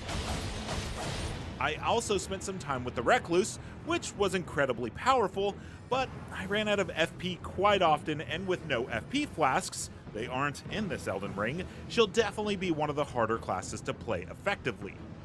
How do you have magic users in an Elden Ring game and no FP flasks? Because you run around the map, this map, collecting like additional flask charges for your healing for like the big boss fights. But they have like a specific magic class, but you don't even have the option to get additional charges for your FP flask. There just isn't an FP flask. Is that not weird? So you have to go through the entire cycle, the entire day, before it loads into the next day or night or whatever, and you have to pace yourself with your charges. That's very, I don't know. It's a bold choice. Each class comes equipped with a leveling path, which I'll talk about more in a moment, but more importantly, they all have unique skill and ultimate abilities. The Duchess, for example, has an incredibly powerful skill that repeats the last 1.5 seconds of damage an enemy has just taken. That's cool. And it has a short cooldown to boot. Also, That's a cool it's not ability. just your damage, it's everyone's damage. So while you're flipping around the battlefield landing attacks, you're also waiting for huge health spikes to try and capitalize on doubling that damage. It's great stuff. Other skills also match the class's predetermined role. The Wilder can do a blast attack to try to land big damage. The Guardian can create a large shield, both negating damage and reviving fallen allies, while the Recluse can curse an enemy, granting all attackers HP and FP bonuses. So while players can double up classes in a run, it's always a good idea to talk about team strengths and weaknesses to diversify your group. When starting completely fresh, players will find themselves in Nightreign's Roundtable Hold. After matchmaking with 2 other random players, or using a multiplayer password to play directly with your friends, a small cutscene will play and everyone will soar over Limvale, not Limgrave, before landing and beginning their run. Yeah, one thing I see as mentioning, so they say specifically that there's no flask for FP, but there's abilities that can buff FP. So you should, in theory, be able to refill it like during sequences. You just would need some team synergies and some ability synergies. So still, I find it interesting there's no flask, because that seems like just an obvious fix. But anyway, one of the other things, as I mentioned, with 2 other party members you'll join. One thing, just in case you're not aware, the game as of right now is not going to launch with the ability to do 2-player parties. It's 1 player, single player, or it's 3. There is no 2-player option. So if you got just 1 buddy, sucks to suck. They've said, though, that they are considering allowing 2 players. So possibly after launch, they would patch in the ability to play with a party of 2 instead of a party of 3. I still find it interesting that they didn't just include that to begin with. My guess is it's because they have the health pools and everything is balanced around 3 players. And they're like, number of parties that will be just 2 players is not that big. So we'll just make it 1 or 3. But to me, it can't be that much work to just set the multiplayer to be different. But anyway, continuing. A full run of Nightreign lasts around 30 to 45 minutes, depending on how fast you take down the ending bosses. Okay. While it's presented as a 3-day cycle, it really boils down to 5 separate phases. Also, look at the map. So some people were confused. They thought it was the same map as Elden Ring. It's the whole map, and you just, work your way through it. No, it's its own thing. So as you can see, this is a pretty good, literally bird's eye view of what you can expect. And this is the same tower structure that you see down here. Same ruin is over there. So this is the same angle, but in this shot, they're flying like over right here probably. So the map is a decent size, but it's not the Elden Ring map. If people were confused or expecting that, it's not. Day 1, Night 1, Day 2, Night 2, and the final boss. When Day 1 begins, the map is fully open, and that's when you'll begin exploring and leveling up. Everyone's level 1 at the outset with basic starting gear, save for relics that you're rewarded with at the end of every round that grant you persistent buffs between matches, with better relics being offered for better performances. Once landed, my team always beelined for the first enemy camp we could find for a quick boost of experience to begin leveling up, which was key to defeating stronger foes. From there, you'll decide what your team wants to do by looking at the surrounding area on the map. So that gives you an idea of the map scale that we're dealing with. Which, I mean, again, it's a total run is about 30 to 40 minutes, he says. So a total run going through the multiple phases, going through day, night, like that's going to be 30 to 40 minutes. Which is not a lot of time when you think about like your typical Elden Ring playstyle, which is why I've said from the outset, from when they announced this, I was like, it could be fun for like a weekend. And then I'm expecting people to just kind of burn out and run out of stuff to do.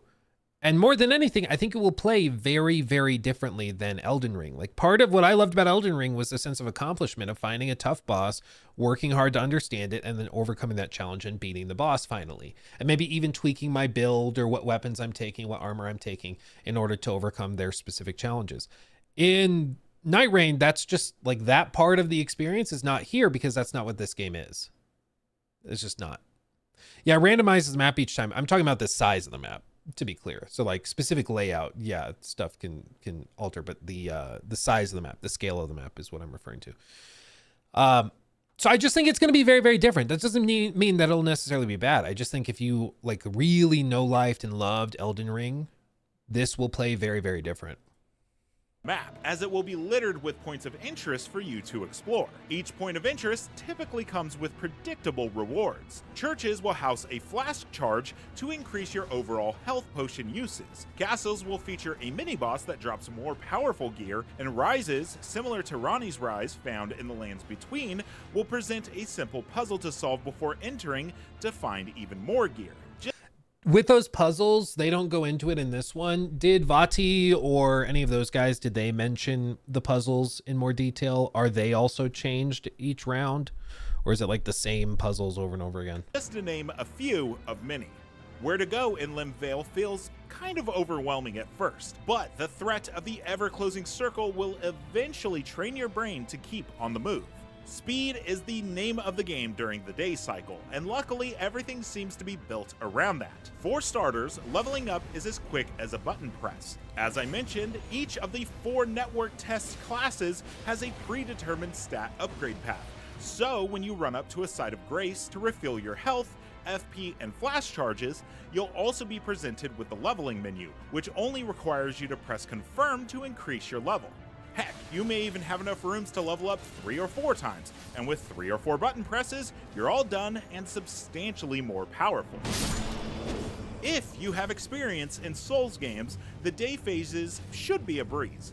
While searching the map for loot upgrades, I ran into recognizable Elden Ring mobs. My team and I decided to take down a camp, but first we had to fight 3 scattered fire chariots before getting our loot reward.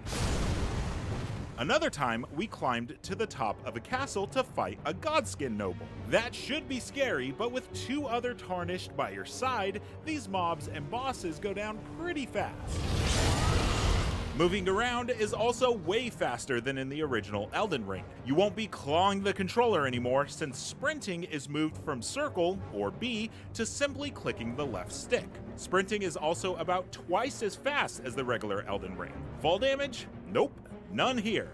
Getting down a cliff is easy, and you can even run up walls parkour style or use spirit springs to get around. Besides just rune hunting to raise your level.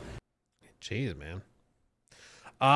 Leo says Iron Pineapple said that his towers had the turtle puzzle, but they found a way around it and don't know if it was bugged.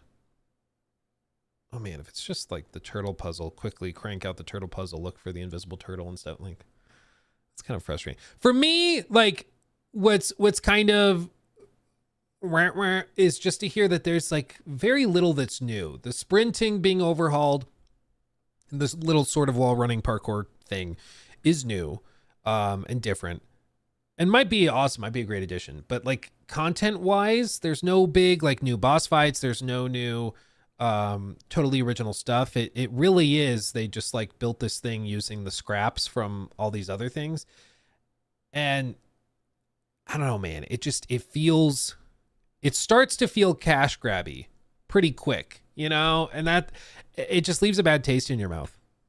You'll also might be fun trying though to build a character to take on the night bosses. There is no armor, save for shields, in Nightreign.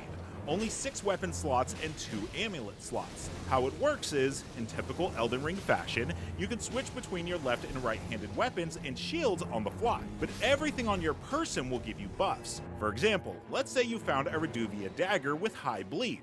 If you so choose, this could be the start of a bleed build. Now let's say you take down a boss and you're presented with a few other weapons to choose from, and you spot a spear that increases your status effect buildups. You're not going to use that spear, as you'll want to stick with your dagger, but you'll still benefit from the status effect buildup the spear provides just by having it on your person. Think of it almost like a roguelike. Sometimes the synergy of weapon effects and stat upgrades you'll get will build off each other so well that you'll eventually start melting mobs left and right. Other times you'll want something like a poison build, only to keep getting weapons that increase your FP regeneration. Bummer. Weapons. Okay, FP regeneration. Okay.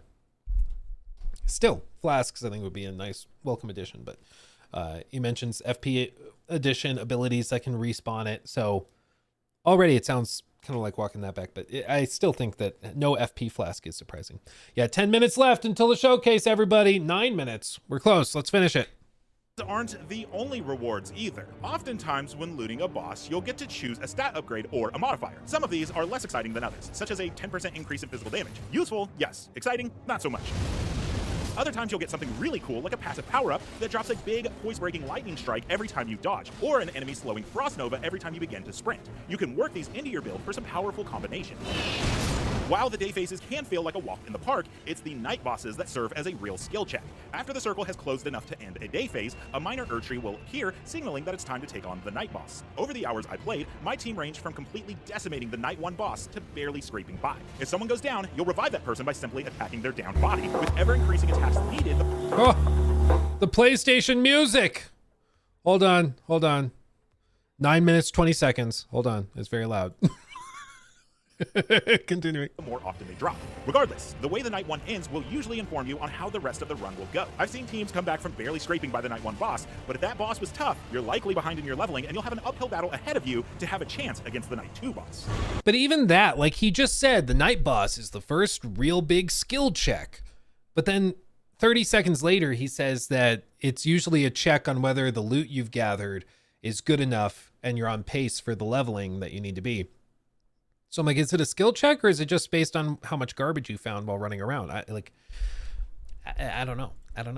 Because again, like so much of what I love about Elden Ring is that it is so skill based, but with this being shifted towards primarily loot based, that to me is like, oh, you know, it's not as exciting to me. Day 2 begins the same way Day 1 did. You'll once again have a full map to explore to level and find better equipment and power-ups. Occasionally, you'll be invaded by a random Margit the Fellowman who will chase you until he dies or he wipes your party. If your team wipes during the day, you'll drop your runes and respawn at the nearest site of grace. You can recover your runes, but the main thing lost here is time, which was wasted fighting an enemy you didn't get a reward from and wasted having to recover your lost runes. If your team wipes during a night boss, it's game over and you'll need to begin a new run. By the time Night 2 rears its ugly head, it's time for the final skill check. During our playtest, we were met with 2 different night bosses. You'll either be faced with the Centipede Demon, who is tough but feels somewhat manageable, or 3 Sentinel Knights that really, really suck. In my 6 or 7 Just 3 Sentinel Knights. They're like, just copy and paste. full runs of Nightreign, my team was only able to get past Night 2 just once. Finally, Day 3 is incredibly straightforward. There isn't one. Instead, you'll be able to spend your last bit of runes either leveling up or buying consumable items from a vendor, and then you and your team will take on the final boss of the run. As I mentioned before, depending on how far you got in your run, each player will be rewarded with a relic that provides a persistent upgrade for your characters. These can range from simple stat increases to modifiers that will set you on a build path right from the jump. Yep. It froze. I mean, the more I find out about the game, I'm like, it could very well be really baller, badass, and awesome. My gut's telling me it'll be really fun for a weekend. But I think in terms of like, I've been playing this for weeks. I'd be really surprised because that's the other thing is I think we did the math based on a previous statement they made.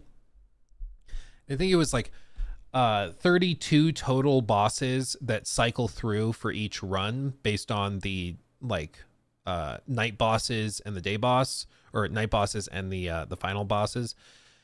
And so like after a handful of runs, you're going to start to see everybody that you were going to see. And then they also have to balance it so that you're able to fight the bosses fast and quickly. And so I don't know. It's very, very interesting. It's very, very interesting. And it's $40. I don't know. It does feel kind of like the Valhalla expansion thing they did for God of War Ragnarok, where they just like for free put out this like awesome roguelike mode just for fun, for free, that also had a narrative component to it. It kind of feels like it should be something kind of like that. $40 is like, I don't know, man. But that's the thing. FromSoft has one of the most devoted fan bases in the industry, and they're gonna, I think, vote with their wallets pretty forcefully. And it seems like the sentiment from the core Elden Ring fan base seems to be fairly positive. So, yeah. Or Ghost of Tsushima Legends. Yeah, there's plenty of other examples where a studio will have a massively successful game, and then as like a thank you to players, they'll do something fun and quirky like this and send it out for free and just be like, thank you for playing. Here's a cookie. Thank you. And it feels like this should be something like that, but instead they're charging $40 for it. And I think that brings with it certain expectations. And bear in mind that like Elden Ring cost $60 when they launched it. So like, is this 2/3 of that experience? I'd be surprised, but we'll see. I'm sick of player dropping in a map using a glider of some sort. You all have Fortnite, don't you? Don't you? Come on, man. Come on. Fanboys are going to fanboy, but that looks lame AF, says Born Tungsten. Like I said, I looking at it, I can see playing it with some of my like college buddies, and I could see us playing it on like a Friday night. Maybe we boot back in Saturday night. And if we're still like, we really want the W, we go in Sunday. But after a week, like a work week passes, are we booting back into that again? I'm not sure. If it had like a ton of original stuff, like all new bosses, maybe they do something like the Chalice dungeons, like Bloodborne did, where there's like, no, it's 100 levels to get to the bottom. And it's all different bosses as you go down, and combos of bosses, some that you've seen before, but you're working your way up by maybe doing these, as he said, the relics. You collect relics to give you permanent stat boosts, and then you use those stat boosts to go and do mini rounds, going through the Chalice dungeon, fighting high-end bosses and high-level bosses that are really, really powerful that you have to have those relics for. Like that could be really interesting, but instead, like, it seems like there's going to be probably a little over 30 total bosses in the game, and that's about it. And I just think eventually, like, it's not going to take super long for people to kind of burn out on, oh, got invaded again. Oh, I saw this puzzle. I got to go find the turtle again. And I think it's just going to start to burn out. But anyway, I guess let me know what you guys think in the comments of this stream clip, since we're about to watch the PlayStation State of Play. So buckle up for that. Miyazaki's not on this, I guess. No, he is working on something. ... else. And they've done this before. I mean, even Armored Core, though, he was more involved with Armored Core. Based on the reporting I've seen, it sounded like for Armored Core, he worked on it while they were designing the combat systems and while they were working on the core design doc and all that stuff. And then he left that project to work on Elden Ring. But he had helped through like the formative process of Armored Core 6. But with this, from what I've seen, I don't think he's touched it. It's not his thing. So based on that, I mean, what we've seen is when Miyazaki touches something from software, it's usually like a 10 out of 10. It's like amazing. But when he doesn't touch something, it's usually like max 8, 8.5, something like that. He approved it. I mean, it's kind of hard to tell what's approved, what's not, because the parent company of From Software, they were open to being acquired by Sony. They were in talks, and then Sony just increased their stake, and so it's always hard to tell. When a corporation wants to be bought, they'll do stuff that they think makes them look more valuable, like launching little spin-off things, capitalizing on their established franchises, stuff like that. But okay. News segment. Here we are, fam. We are headed into the State of Play. Buckle up, buckaroo. 1 minute to go. My prediction for this, and I would love to be wrong, but I think that this is going to be way less exciting than people are hoping for. Okay. My gut check is that this is going to be a lot about like Marathon. I think we'll see Fair Game $. I think it's going to be stuff like that. Maybe a Ghost of Yote trailer, probably an AC Shadows trailer, a Monster Hunter trailer. I think we see stuff like that. I don't think this will be that amazing. I would love to be wrong. Imagine if they just casually have Kratos walk out on top of a pyramid. I will pee myself if they do that. But I don't think that's what they do. I think this is going to be a lot more live service stuff. So let's see. Let's buckle up. It's going to be funny.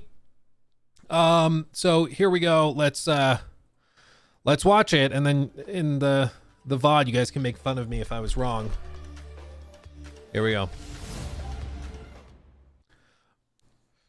Oh baby, PlayStation.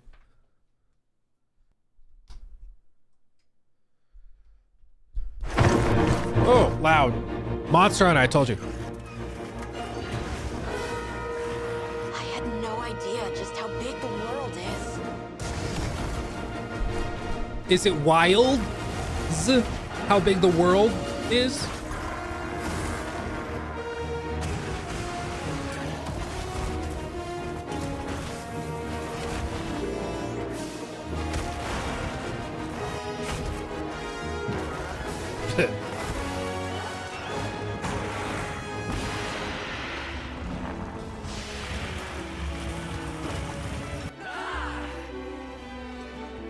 Flying feline incoming!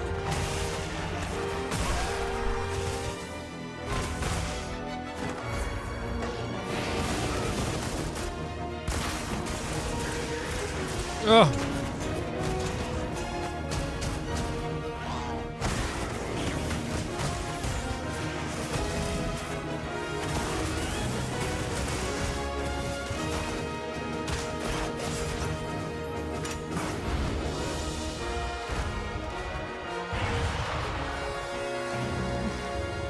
Stand witness to how its existence unfolds. I love the Palicos so much, man.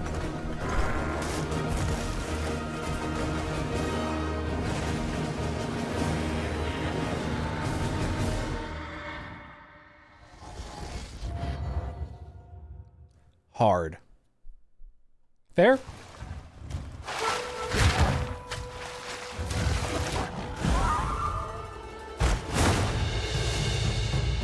Oh! Mitsune. Dude, they're already coming out with free title updates and stuff. Oh, God. So buckle up, buckaroo. That's going to be baller. Who said frame rate DLC? Raging? That's awesome. 皆さんこんにちは。モンスターハンターワイルズプロデューサーの辻本です。無料タイトルアップデート第1弾の追加モンスターとして玉光が決定いたしました。この他にもタイトルアップデート第1弾で追加されるコンテンツはまだありますが、詳細は改めてお知らせしたいと思っております。 Oh, baby. 本作は発売後に数回のタイトルアップデートを I will say they've always had pretty good crossovers and events and stuff. I still remember when they did like what was it, a Leshen fight with the Geralt Witcher 3 crossover. So they've always been really, really good about it. Yeah, performance, the frame rate DLC. That would be funny. We're gonna unlock the 60 FPS mode with a DLC update after launch. Here we go. Remember, they guesstimated that this was about Forged to unleash vengeance. Streets of Rage. Oh, More than a they estimated this was about 40 minutes long, just so everybody knows.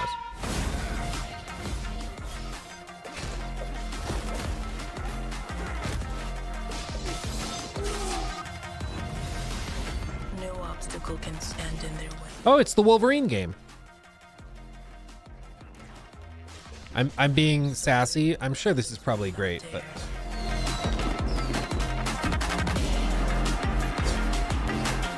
Striking with lethal precision. where's the Aloy crossover? How dare you? Now that you've said it's gonna happen, we're gonna have to play through a Monster Hunter Aloy Horizon crossover thing. Fighting a robot dinosaur monster. Oh god. Herman, don't do it. It's the master of the shinobi. Shinobi.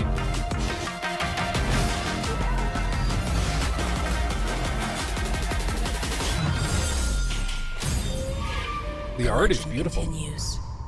Shinobi 2. Or just Shinobi. Coming to PS4 as well.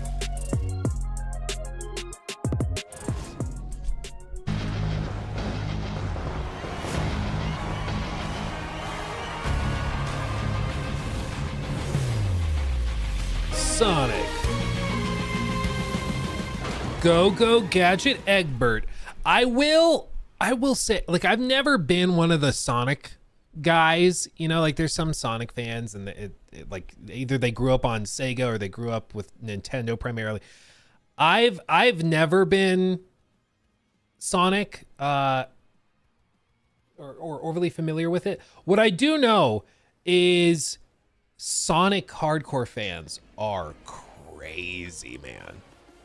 I don't know if some of you are out there watching, but man, it's crazy. I know it's unfair, but whenever I see like a hardcore diehard Sonic fan, I'm always like, it always makes me think of like Chris Chan. I don't know why. Why is he driving a car? Because he can. Thousands of little Sonics died for the right to drive. And you want to take that away from him just because he can run faster. It is kind of a funny thematic thing. It's like, you know, having King Shark use a shotgun. How does that make sense? I don't know. Sonic Racing! Yay! Also available on PS4. I thought this was a PS5 event. It says PS5. Okay, anyway. Is the chat? Yeah, the chat's predictable. Bandai Namco. Become unbound from the laws that govern reality. To turn the gears of time once again. An apocalypse looms over parallel worlds. As their fates begin to intertwine. The battle to alter destiny begins. Embark on a journey alongside gods, heroes, and monsters of bygone eras. The anomalies, known as Digimon. Digimon!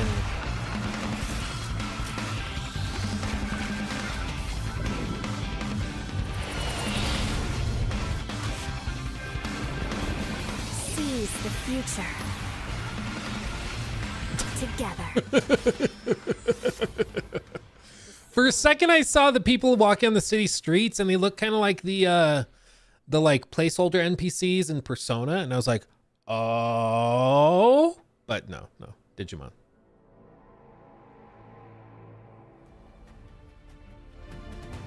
Oh, that's a PS5 exclusive.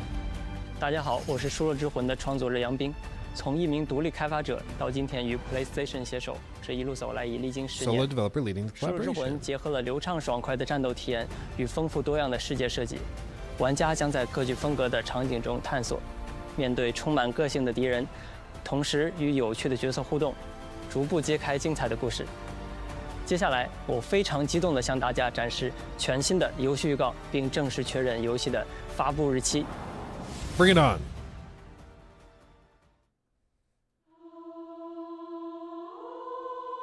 I keep having the same dream. A horrible dream. Where monsters invade our world. A powerful being falls from the sky. And when it seems they might vanquish the invaders, the dream ends. Is this really just a dream? My only hope lies with you.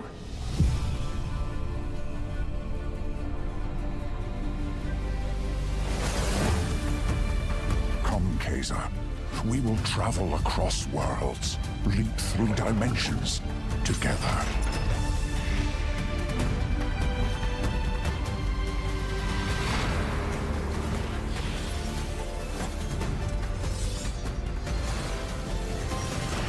I see great power within you, a destiny waiting to be fulfilled.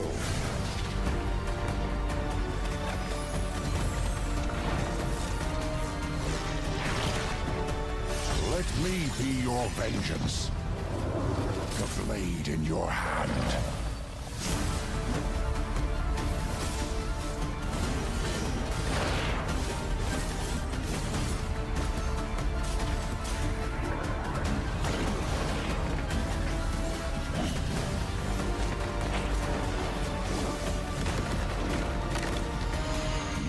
Wanted to be a hero, but for humanity's sake, you must. Then give me your power, Arena. La Soledad. Only on PS3. How dare you? So far, a very, I feel, hi everyone, Japanese I'm Sean focused. Benson. We've got several updates today from partners around the world, starting with news from the Like a Dragon series. Like a Dragon! Pirates? Yeah, baby. First up, a playable demo of Like a Dragon, Pirate Yakuza in Hawaii, Oh, baby. arrives on PS5 this Friday. Players could try out 2 battle styles, including Goro Majiba's new Sea Dog style, as well as engage in naval battles at the Pirates Coliseum. It's just such an acid trip of a game. It's so great. Sega and Mint Rocket joined forces in Oh, yeah. Ichiban's Holiday, a new Dave the crossover Diver. DLC coming to Dave the Diver. Dave the Diver Ichiban is Kasuga baller. and other Like a Dragon characters team up to thwart a gang of troublemakers in classic beat-em-up style, all while perfecting new recipes at Bancho Sushi. Dave the Diver Ichiban's Holiday arrives this April on PS5 and PS4. The Splitgate 2 alpha begins February 27th on PS5. Use portals and futuristic physics to dominate the arena, and play a new 24-player mode where 3 teams compete on a massive map. Dude, the FOV is gonna give me... Ladies and gentlemen, my name is Paul Heyman. I'm here to give you an exclusive first look in the future of the WWE 2K franchise. Where's Logan Paul? Or is it Jake Paul? I'm telling you, I still can't tell the difference between them. And they've been in pop culture for years. I can't tell the difference. They're doing like a whole WWE world thing. Huh. Okay. Is it Paul? Jake? I don't know, man. Personalize their My Superstars like never before. As the first of its kind for the franchise, the island is not just an addition, it's a bold step toward the future. Welcome, ladies and gentlemen, to the island.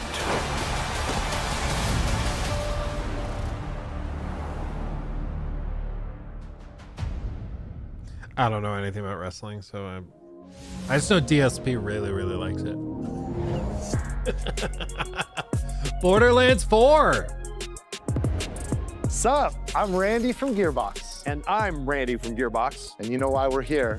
We're here for you. Are you ready? It's 2025, and every day we are getting closer to the launch of Borderlands 4. Let's go!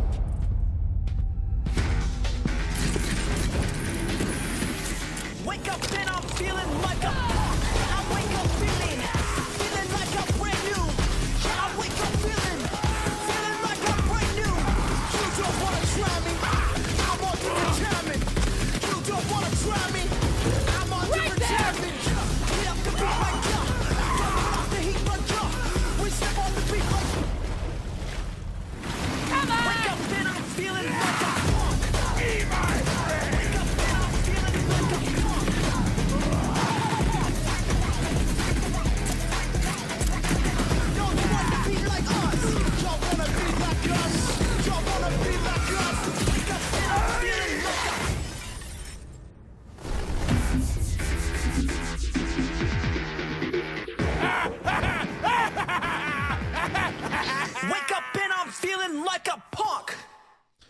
Dude, and remember, So badass. 2K is the same company We publishing. don't have to wait long now. Borderlands 4 is going to break free for a special state of play this spring, focused exclusively on Borderlands 4. And we're diving deep, you guys. Join us. Borderlands 4, state of play for combat, vault hunters, action skills, exploration and discovery, everything. You're gonna see more guns than you can even count. All on PlayStation 5, but Randy, do you have anything else for us? I think I do, Randy. Well, what is it? Don't hold out on me, Randy.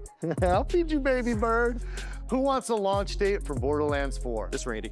Well, Borderlands 4 launches worldwide for everyone on September 23rd, 2025. We got work to do. See you in spring. Okay. Oh, Split Fiction. Haze Light. That makes me think GTA is coming like October. Look, I don't mean to be rude. Jacob said, oh, thank God they didn't have any of the characters talk. So you want to go through more of your crazy stories? My crazy stories. But how are we supposed to get out of here if we don't start to trust each other? I don't need your trust. We need friendship. I kind of need yours. 2, 1, go! I took inspiration for this story from when me and my sister were younger. Look at all of this. It's amazing. I base the story around my dad. All I can do is write this silly story. Oh, we'll face it together. We got this. Yeah.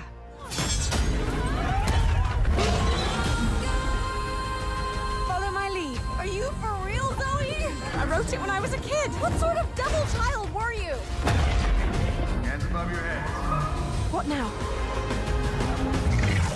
Ah! I did not sign up for this. Brace yourself, Zoe!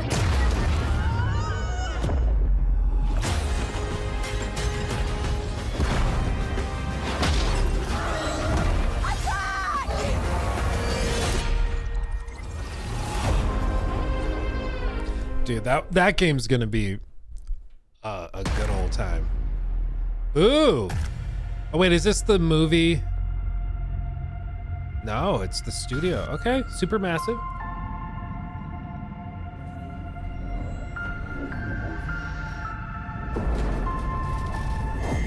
Concord 2? No. Status report.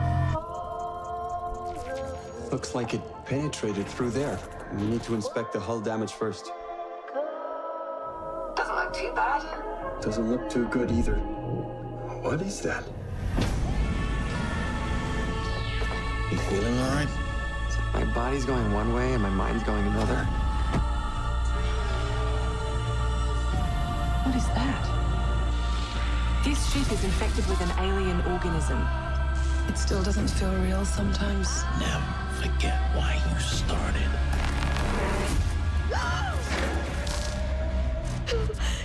Lord have mercy. Do you think Williams knows more about this substance than he's letting on? We can't take any chances with him. It can manipulate its physical appearance. It's changing its cellular structure. It's replicating the human form. It's replacing us. I know this will be difficult to hear, but if you're still out there, you deserve the truth.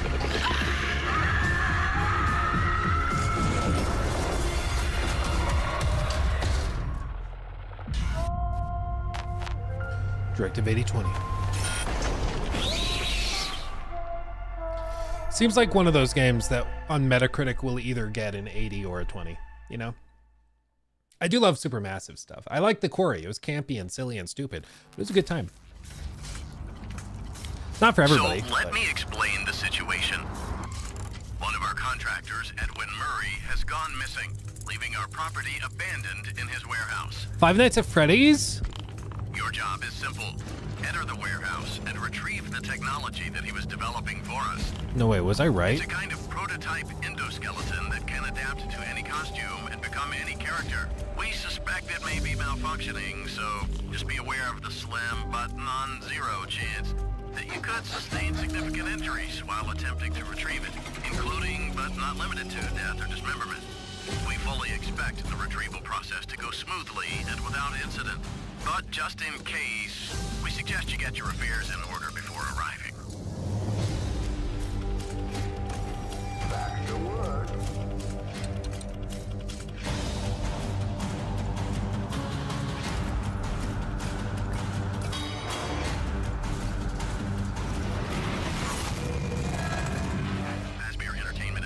Secret of the Mimic. Thank you for being a valued member of the Fazbear team. June 13th. Okay. Greetings from Moonhood. We're the creators of the Midnight Walk. Oh, this Cozy game looks horror so game good. Created entirely in clay, where you will journey down a nightmarish highway riddled with terrors that want to devour you and your little lantern creature, Hawk Boy.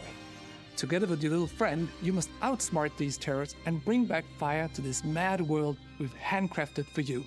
So please enjoy this short gameplay preview. Dude, I know not everybody loves the claymation, like, art style. I love it. Burnt one woke from a deep slumber.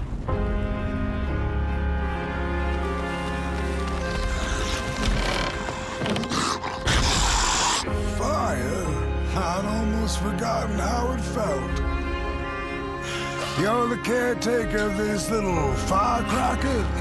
I reckon you must be headed for Moon Mountain. Am I right?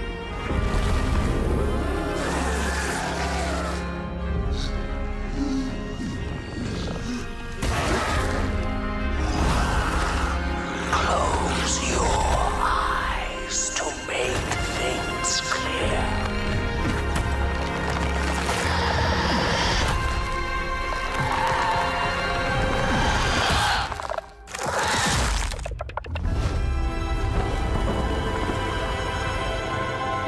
Oh, I want it.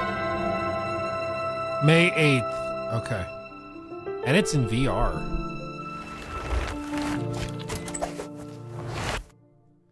Dude, I love that art style.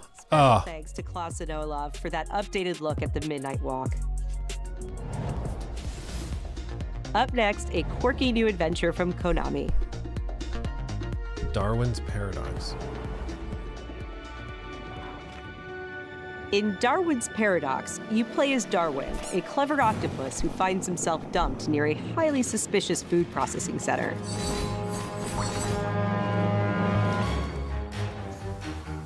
Use Darwin's natural camouflage and inking skills to escape the facility and save the world. Oh, that's clever. From aliens. That looks really cute. The Octodad prequel? We're excited to reveal a brand new title from Koei Tecmo Games and Omega Force. Warriors Abyss, a roguelite spin on the Warriors franchise. Not my cup of tea, but okay. Descend into hell. Call on powerful allies. And experiment with tons of playstyle combinations to send the enemy hordes flying.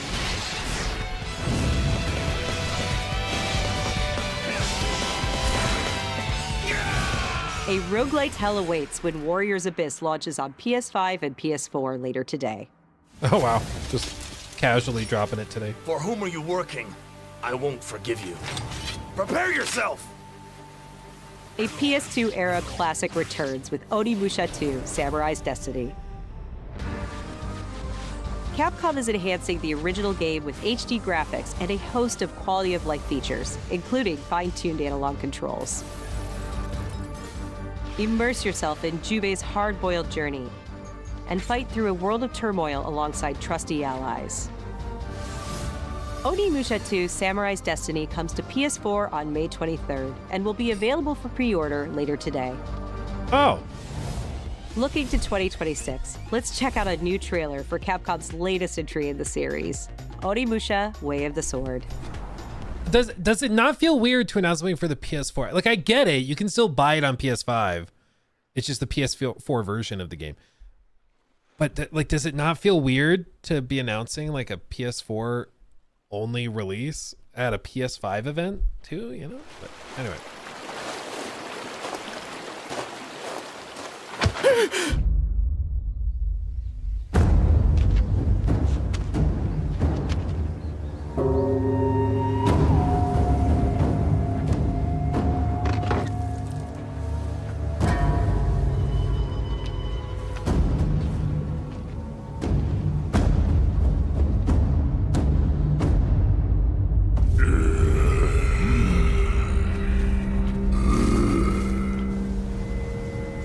気合い入れてこいよ。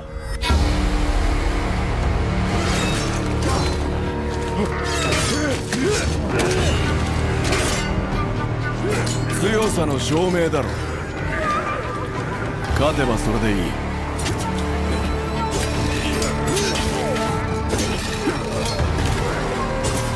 てめえらごときがいくら束になってこようが。やべえ。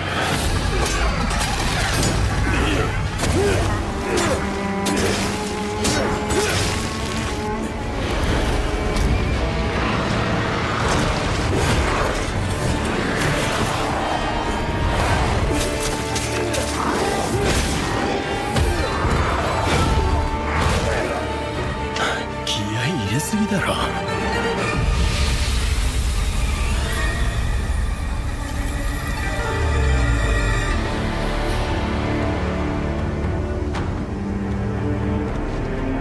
ご無事で何よりです。お前、なんだ? It's Forspoken. I just killed those guys with my sword. I just did that. I have a bright future. Oh god, talking gauntlets, man. Oh. Tighten the security on this place. He's coming here, I'm sure of it. America is out to destroy the Shagohod and get its hands on your inheritance. The philosopher's legacy. Then they're out to kill me as well. What's the story between you and the boss? She was like a mother, and my master. The Cobras will take care of him. Do you hear me, Snake? We are the sons of the boss. I see it! The fear! A great and terrible fury at being alive. A host of sorrows. And you are one of them. Why'd you come back? There's nothing for you here. Go home. Go back to your boss. I still have the Shagohod and the legacy. There is nothing America can do to stop us. I'm not finished yet! Snake Eater! Booyah! Well, there you go. Okay. Okay. August 28th.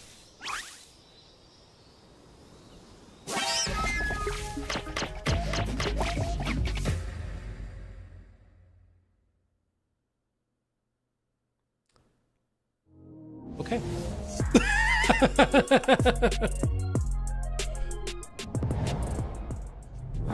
What else we got? 'Cause how far in are we? When the fury of emotions, got like 15 minutes left. Fire of violence. It dissolves our illusions and exposes the fragile structure of reality. I have 1,000 questions. Why did you come back? I stood in the home I was born in. Oh, In that this is moment, that I felt the connection. what's it called? Epsilon 11, sound off. Where are my men? Yeah, this is the one that looks like a crossover between Death Stranding and like I don't even know what. What happened here? Like Once Human, maybe? Madness and hatred and lots of it. Impossible. It's you. We must continue. We've begun to uncover.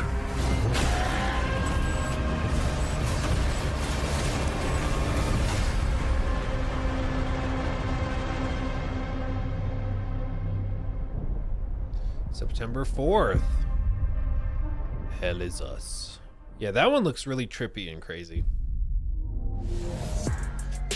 Yeah, it's like Control mixed with Death Stranding mixed with Once Human. It's a really interesting melding. Oh, what? Liza P?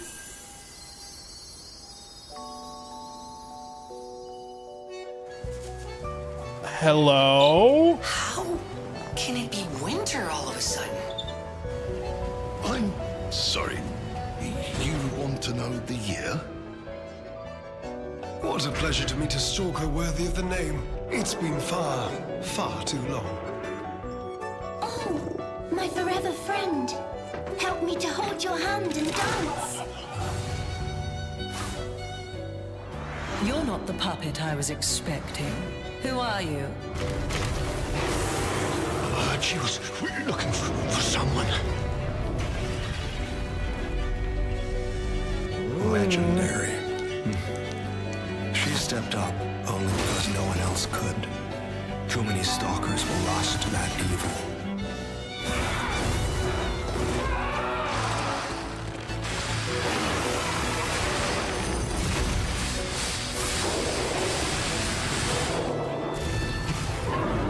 I'll do whatever it takes.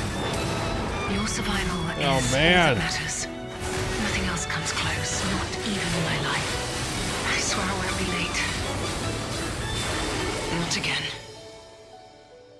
Overture. Wow. Okay. Yeah. Cool. Throbbing. Best word I can pick for what I'm feeling right now. Then once in a lifetime.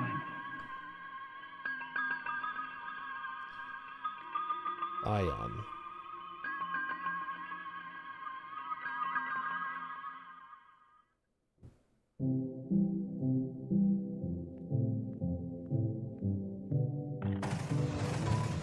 Where do you think doors have eyes?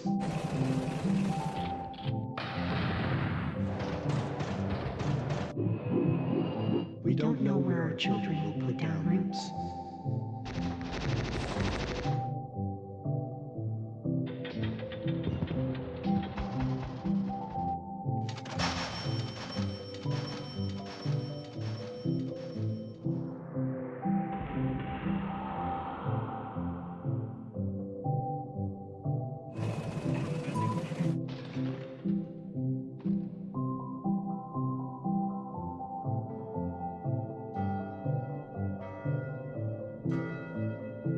Okay. Dream of another. Dreams of another.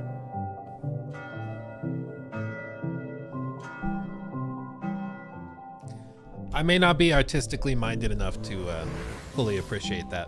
皆さんこんにちは。Qゲームスのクリエイティブディレクターのバイオンです。私の最新作ドリームオブサナザーはいかがだったでしょうか。破壊なくして想像はないというテーマのもと、ドリームオブサナザーではシューティングゲームの常識を覆す体験ができます。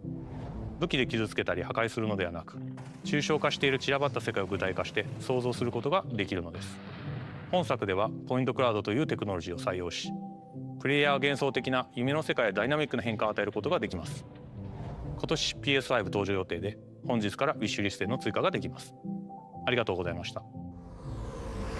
Really trippy. Hey everyone, I'm Kristen Zatani, and I'm excited to share even more PlayStation news in today's show. Okay. Days Gone Remastered. Days Gone Remastered. The definitive version of Ben Studios' post-apocalyptic open-world epic comes to PS5 with VRR support and PS5 Pro support. I'm gonna be real, it looks the same. It also includes added content like permadeath and speedrun modes, an enhanced photo mode, new accessibility features, and Horde Assault, a survival arcade mode with increased horde sizes that will provide a fresh way to experience Days Gone. Okay, I like that. That's cool. And if you purchase Days Gone on PlayStation 4, you can upgrade to a digital version of Days Gone Remastered and get all the content and features for $10. Okay.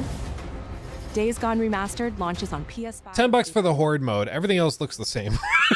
And I really like Days Gone. New DLC is coming to Stellar Blade this June. Oh, guys, keep it together. I don't want to hear any mommies, any uppies. Keep chat respectful. Plus a new outfit. Okay. Both the Nikkei DLC and the PC version of Stellar Blade launch this June. We've got some great PlayStation Plus updates today, starting with game catalog titles arriving on February 18th. Star Wars Jedi Survivor, Top Spin 2K25, and launching in a game catalog, Lost Records Bloom and Rage, from the creators of Life is Strange. Did you girls ever see anything weird around these parts? In this episodic adventure, players will join 4 high school girls living through the defining summer of their lives. What begins as a tale of friendship will eventually blend reality, dreams, and the unknown into a dual timeline narrative.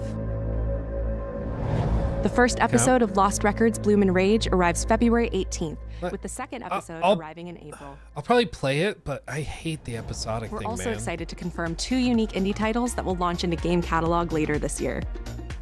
Explore a mysterious mansion and blueprints, a genre-bending architectural adventure. Architectural adventure? What does that mean? Every door is a new decision as you build out a sprawling manor with 45 shifting rooms, adding layers of strategy, puzzles, and exploration. Ah. Blueprints launches day 1 into game catalog this spring. That's weird. That's cool, though. Abiotic Factor is a 6-player survival crafting game from Playstack and Deep Field Games. Stranded miles beneath the surface, you and a team of scientists must craft ingenious gear and traps to outwit your enemies and make this bizarre underground complex your new home. Abiotic Factor will be available in game catalog when it launches this summer. It's not Game Pass, it's game catalog. Now let's get a sneak peek at games coming to the PlayStation Plus Classics catalog. Coming soon are the first 3 Armored Core titles from the original PlayStation. That's cool. Armored Core Project Phantasma, and Armored Core Master of Arena. That's great. Meanwhile, Patapon 3 slides its way into the Classics catalog next week. No one knows how that world came into being. It devoured everything from the past. Only I was left.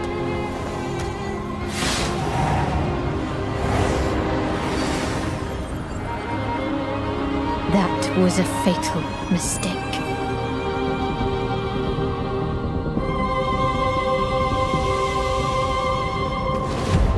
It's the aura of the Grail pieces. I can sense it. As long as it is reforged. It's beautiful. My wish can be fulfilled. But wishes come at a price.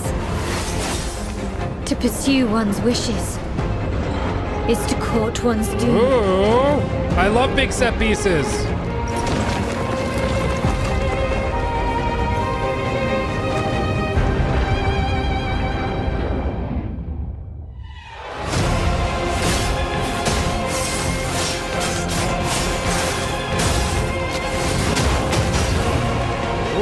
Holy Grail. Blood. This is a feast only for the king. You can't escape from your doomed fate. Gwendolyn, this is your final warning.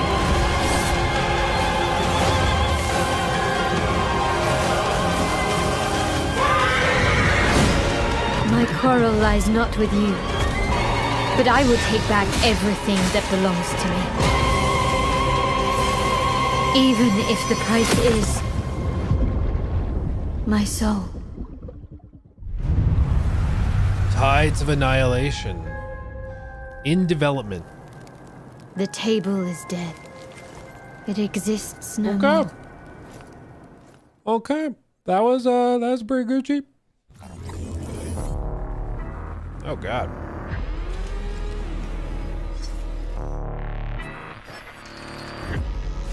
Was this the Bungie game?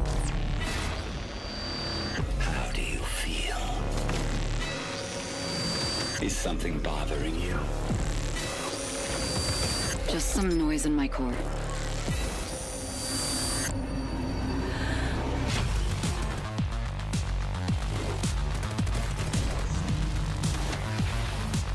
Deep down in the depths of Vulcan, you must retrieve the Architect's core.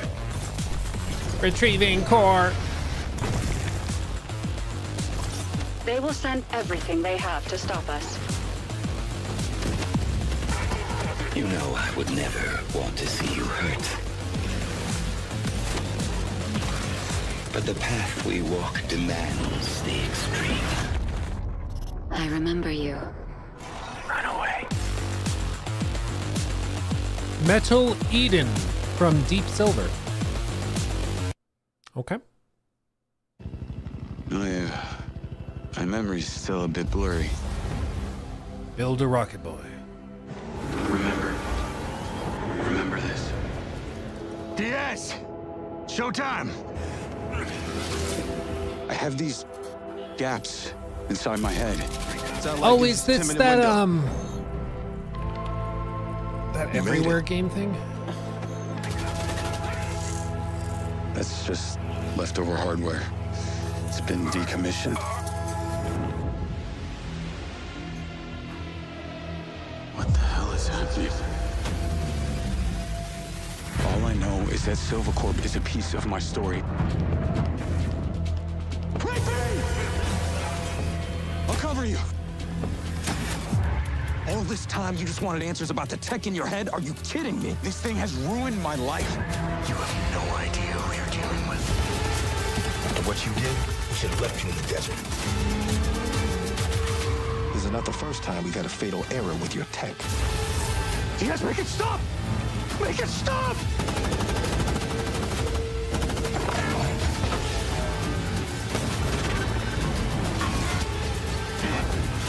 I know what I have to do.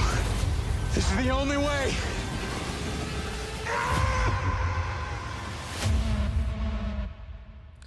Mind's Eye. Yeah, it's that everywhere game.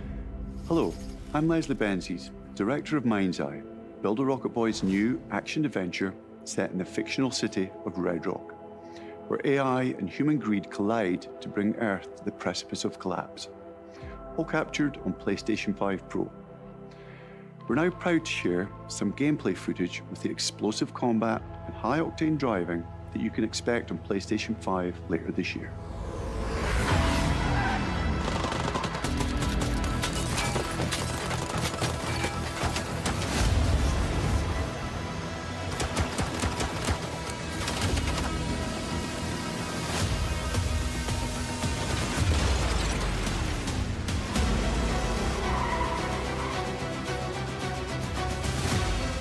I don't know, man. Just watching the gameplay, I can feel the input lag from here. Do what you can.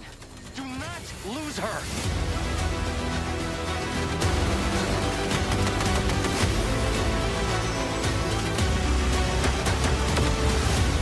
Tires are out.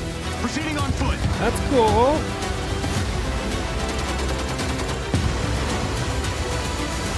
I'm coming to you now. The search and rescue bots. They're malfunctioning. They're attacking us.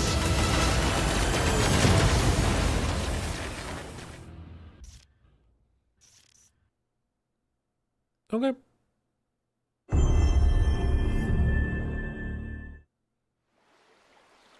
Water? I hear water. It always comes back to this. Not actual gameplay. Okay. Well.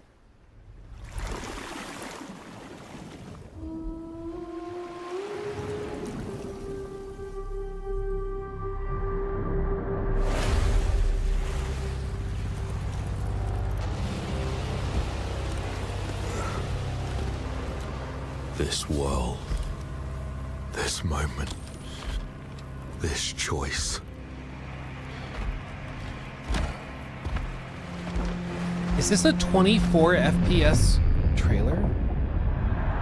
I think it might be. It's bold. Every time the sun dies, madness reigns. Then everything begins again. So it's a roguelike. But after every death, I always come back stronger. Yep. I know that you are here, and I will find you.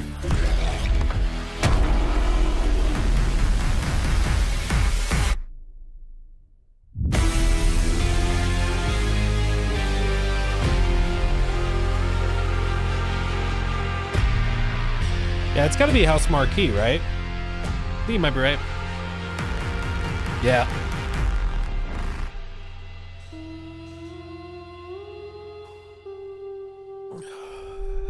Okay. I will do that. Next year. I will do that next year. Hey everyone, I'm Gregory Loudon, Creative Director at Housemarque. We are thrilled to announce that our latest game, Saros, is launching next year on PS5 and enhanced for PS5. Sorry, Housemarque, not Housemarque. Saros is the ultimate evolution of the Housemarque gameplay-first experience. It's a new single-player IP that builds on Returnal's award-winning third-person action. You play Arjun Devraj, performed by the brilliant Rahul Kohli. Arjun is a powerful enforcer searching for answers on a hostile, shape-shifting planet haunted by an ominous eclipse. All of us at Housemarque can't wait to share more about Saros, with our first look at gameplay coming later this year. Thanks for watching.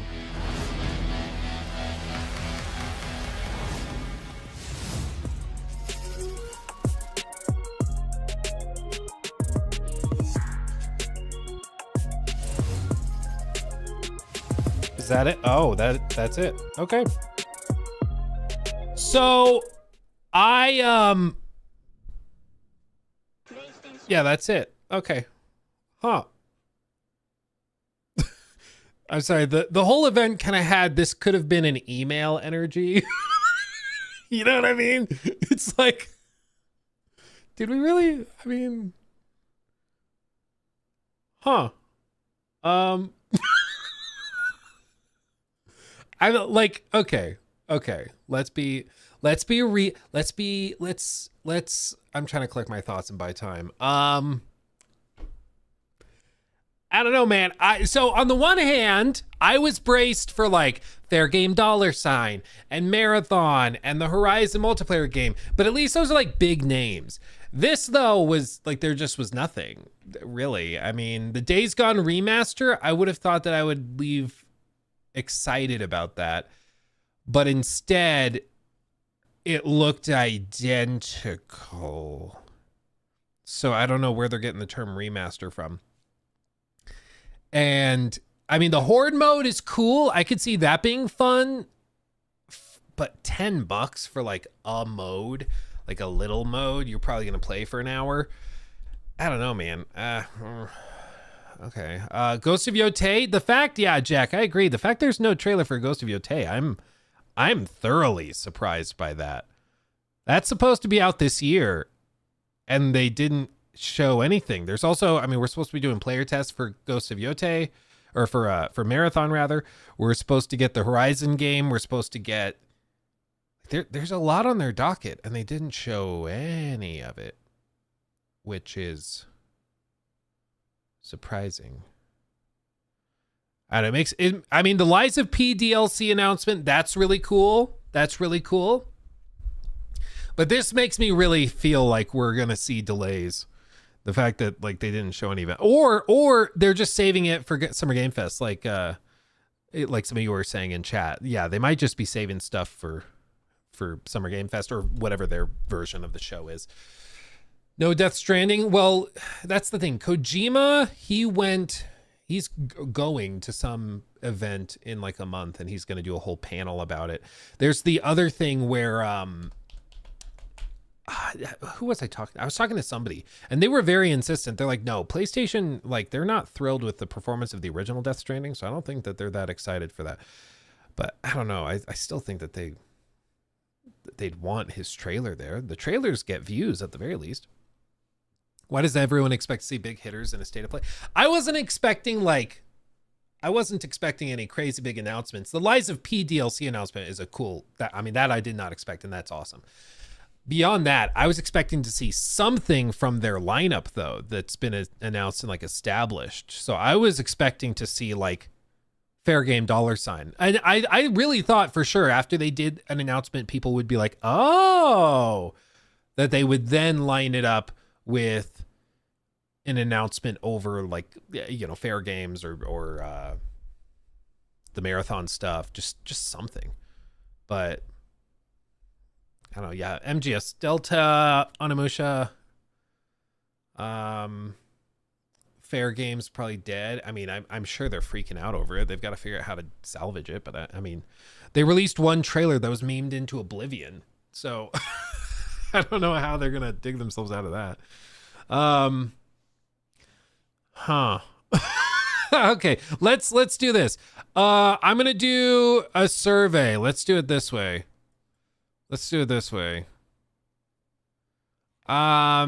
Or easier in chat, just in whatever chat you're watching from, put out of 10 where you'd put it. You know, scale of 1 to 10. 10 being amazing. They announced Bloodborne 2, the next God of War, Red Dead 3, and GTA 7. And then a 1 being they had literally nothing. See a lot of 2s, 3s, 5s, 3s, 4s, 4s, 3s, 2, 6, 2 out of 10. Arc Surfer says 8 out of 10. So it must have had a lot of stuff you were liking.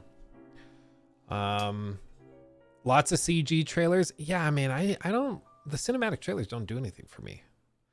Like, it's cool to see what Housemarque has been working on, that they're like doing something, but again, the whole event was like, that could have been an email kind of energy, you know? Change the resolution and up the frame rate equals remaster. Give me $10. Well, $10 if you already own it on PS4. If you don't own it on PS4, you need to pay, I think, the full 60, 70, whatever it is. Man. I don't know. For me, the big takeaway was the Days Gone remaster. I think we'll probably check that out. The new thing from Supermassive. We'll see what that's like. But I don't know, man. I was expecting more to talk about. Honestly, can't believe Digimon stole the show.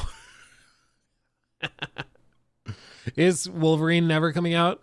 I think that's been pushed back too.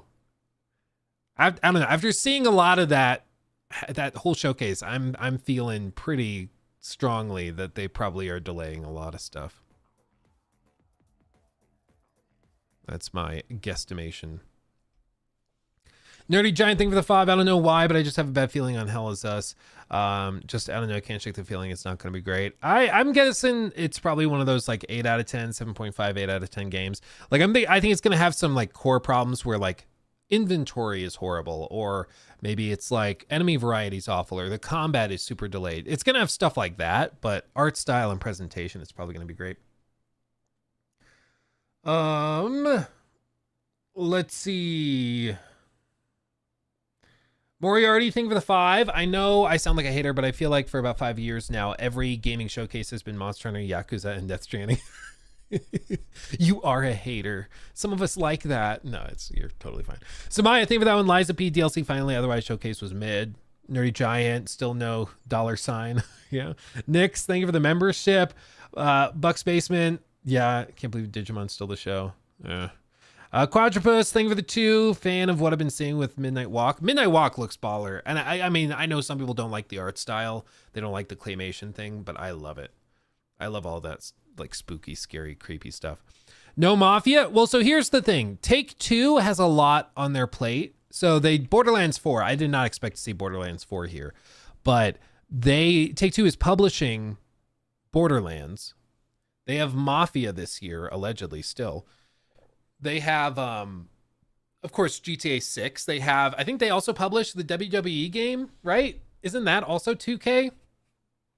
So Take-Two has a lot of stuff. They have a lot of stuff. Bloodborne.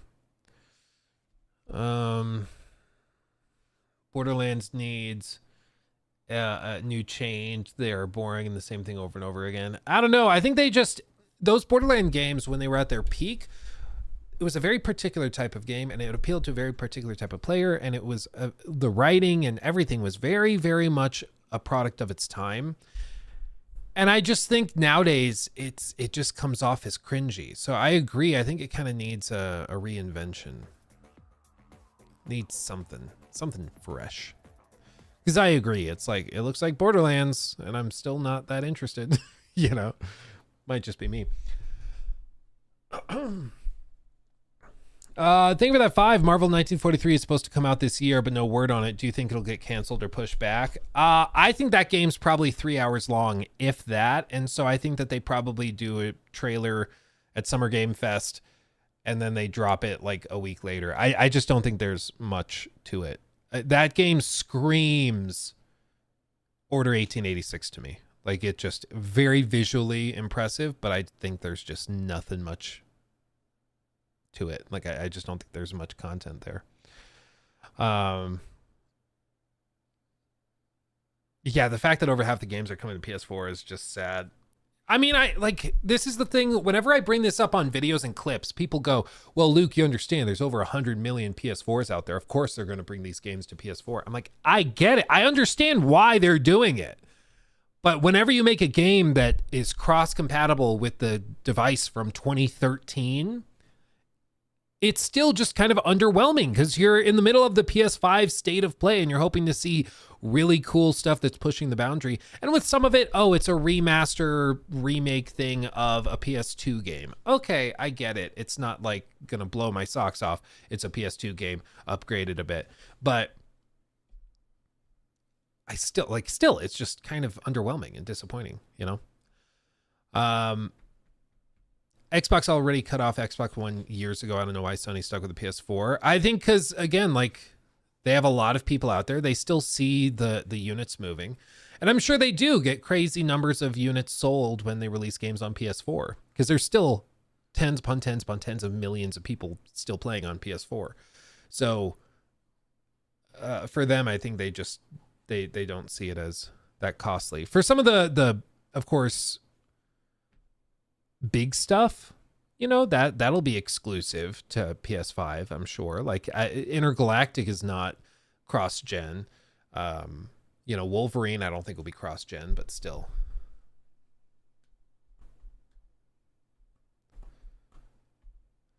PS4 sold so well. There's so many out there disappointed with PS3. Maybe Sony just likes that. No, I mean, it's just they view it as leaving money on the table. I think that's the big thing. Like, for them, they're looking at it, and with some of these releases, they're like, yeah, we could do a remaster and just put it on PS5, or we do cross-gen and sell an extra 300,000 copies, 400,000 copies. Why not? And you can't really blame them. Like, again, I get why they're doing it, but I also feel like I should be allowed to be a little underwhelmed when they do that type of thing. Yeah, Days Gone remaster. I'm guessing, bro, give us a sequel, not this. Days Gone's still good looking, man. Who needs this? We have more PS4 remasters than original PS5 games. Just make a sequel already.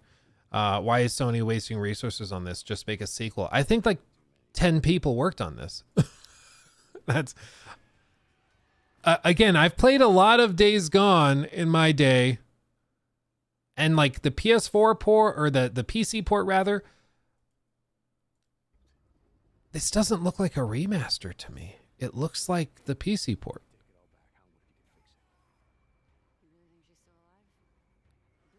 So like the Horde mode looks cool. I'm down for the Horde mode, but everything else, I'm like, new content. Okay, I'm paying attention. Permadeath. That's like, that would take a modder 15 minutes to make. Okay. Enhanced photo mode. Okay, so there's some new frames you can put around. New accessibility features. That's cool. That feels like it should be a free update, frankly. Speedrun mode. Okay, again, it's like, you know, a modder could knock that out quick. Horde Assault. This is the one where I'm like, okay, this is new content. This is cool. I like this. So we can get a game that like it looks the same, but we have to pay $10 or buy it again. And we get like one little new mode. You know, I like Days Gone, but come on. That's underwhelming. Thoughts on the Mind's Eye from Rocket Boy and Tides of Annihilation? Tides of Annihilation looks really cool. That looks really, really cool. Mind's Eye from Rocket Boy, that's that.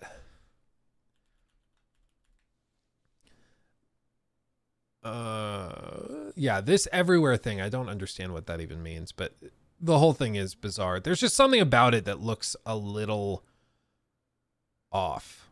I don't know how else to put it. There's just something about the Mind's Eye stuff. This is the old trailer. But there's just something about it that just doesn't look quite right. And I can't put my finger on it. You know, I don't know if it's just that it's an Unreal Engine game, and so therefore it looks kind of, I don't know. There's just something about it. Why do you think Insomniac was missing? Probably because Wolverine's a big enough game that they can wait and do that at their big show. They learned the hard way a couple of years ago that state of plays cannot be treated like showcases. When you say this is a PlayStation 5 showcase, people expect big heavy hitters.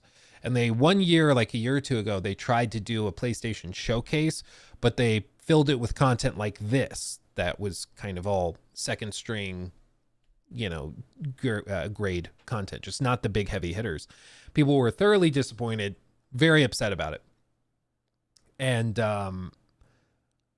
I think they just learned the hard way that they have to have some big stuff when they do those showcases. So they're probably saving Wolverine for that. They'll save the Ghost of Yotei trailer for that. And we'll get like a 15-minute showcase of the big stuff, probably in June or around June. So will Ghost of Yotei be delayed, or are they just saving it? I mean, at this point, we don't really know. I was really surprised we didn't see it. I thought that was a pretty locked in solid thing. I mean, you could tell from my thumbnail on this stream, I was pretty confident we'd see Ghost of Yotei. So not seeing it was more surprising than it would have been to see it. I don't know. Ricardo, thank you for that. All this PS4, PS5 problem makes me wonder when the PS6 releases will happen the same things. Why upgrade to a PS6 if you can still play on the PS5? I mean, part of the PS5 like slow transition was tied to the lockdowns and the supply chain issues. It was impossible to actually get a PS5 even if you wanted one. And so they just decided to keep porting stuff to everything because the adoption of the PS5 was so slow compared to what they were probably hoping for. They still sold millions of units, but I think they were hoping for it to convert even faster. And I mean, again, it's just one of those things where it's like, if there's 100 million people out there playing on PS4s, or 100 million PS4s out there, 80 million people playing on them, whatever it is, to not release the game also on that just feels like you're leaving money on the table, because you kind of are. You release God of War Ragnarok exclusive to PS5, you're only going to sell this much. You release it on PS4 as well, you're going to sell this much. So of course, release it on both. Yes, it technically holds back the game or whatever. But, you know, I think with those games, they designed the thing from scratch to be on PS4 as well. That was part of the game plan. So I just think, you know, it's part of Sony's strategy. But, you know, typically the reason you make stuff exclusive to the next gen console is because it will convert into console sales. You'll get people to buy the console just for that game that's exclusive to it. But that's not been Sony's problem. They're selling plenty of consoles. The problem early in the gen was that people couldn't get one even if they wanted it, because scalpers and supply was too low. So they've never had problems converting people and selling consoles. It's just, you know, been a matter of volume. And that's why selling it on PS4 as well, I think, helps. Kojima probably wants his own showcase for Death Stranding. Yeah, or, I mean, you might be right. I mean, he might have gone to them and been like, yes, I have a trailer. It's 35 minutes long. There is a dance number in it. And they're just like, no. No, Hideo, no. Go do it with Jeff. Jeff will love to do that with you. He'll do the dance number with you. And Hideo's like, yeah, you're right. You're right. Okay, good idea. Oh, man. Gotta say, I'm genuinely Noel's pissed off. I'm not sure what that word was supposed to be. I'm genuinely pissed off at another remastered for a PS4 title when people want a sequel. Seeing Days Gone was kind of insulting. I mean, especially after how poorly they treated everybody involved with Days Gone, to then remaster it and try to cash in on it does feel kind of bad. And bear in mind, they also just shut down the game they were working on. And they're probably going to be doing layoffs at that studio and everything. So it's just, the whole thing feels bad. And it looks the damn same. Exactly. It looks identical. So I don't know, man. If I had to give that a grade, like a letter grade, that to me was like a D plus. I wouldn't go D minus, but I think that there was a real lack of interesting reveals or tidbits. I was thoroughly bedeviled. Liza P was cool. That's cool, but oh man, everything else, I'm like, what was the point of that? Xbox Direct is better than this. I mean, the Xbox Direct did come out so winging. I'll give them that. It really did. Dude, one of the things that surprised me, there is just like no interest in South of Midnight. Am I crazy? It feels like it's insane for like the PlayStation or the IGN video to do 30,000. Skillup's video, I mean, it's a testament to Skillup's channel. Normally his videos do, after a day, I would think more than 108. The official Xbox hands-on deep dive is at 16K. Like, am I crazy? Does that not seem low? I would have expected, like... Cheers. Carry on with the good stuff. I don't know, man. Thank you, my friend. 6 months. Ooh, baby. Thank you. Yeah, it's just interesting to me. Because it looks beautiful. It looks beautiful. There's no doubt about that. But I think it's when it comes to gameplay, people are not sold on it. But they're also not intrigued enough, apparently, to go and watch videos and deep dives on it, which is interesting. Yeah, the launch trailer for Monster Hunter Wilds is already at more views than the entire preview video. But it's Monster Hunter. I mean, come on. It's Monster Hunter. You gotta love yourself some Monster Hunter. Also, another Luke prediction proved correct. I'm just gonna let you guys know this, okay? Everybody needs to... Oh, wait. Diego on X also pointed this out. The Days Gone remaster thing is also coming to PC. So how is...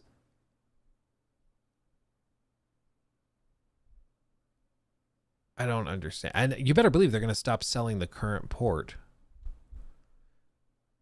So I don't know, man. And it's launching day and date on PC. So it's launching on PS5 and PC the same day.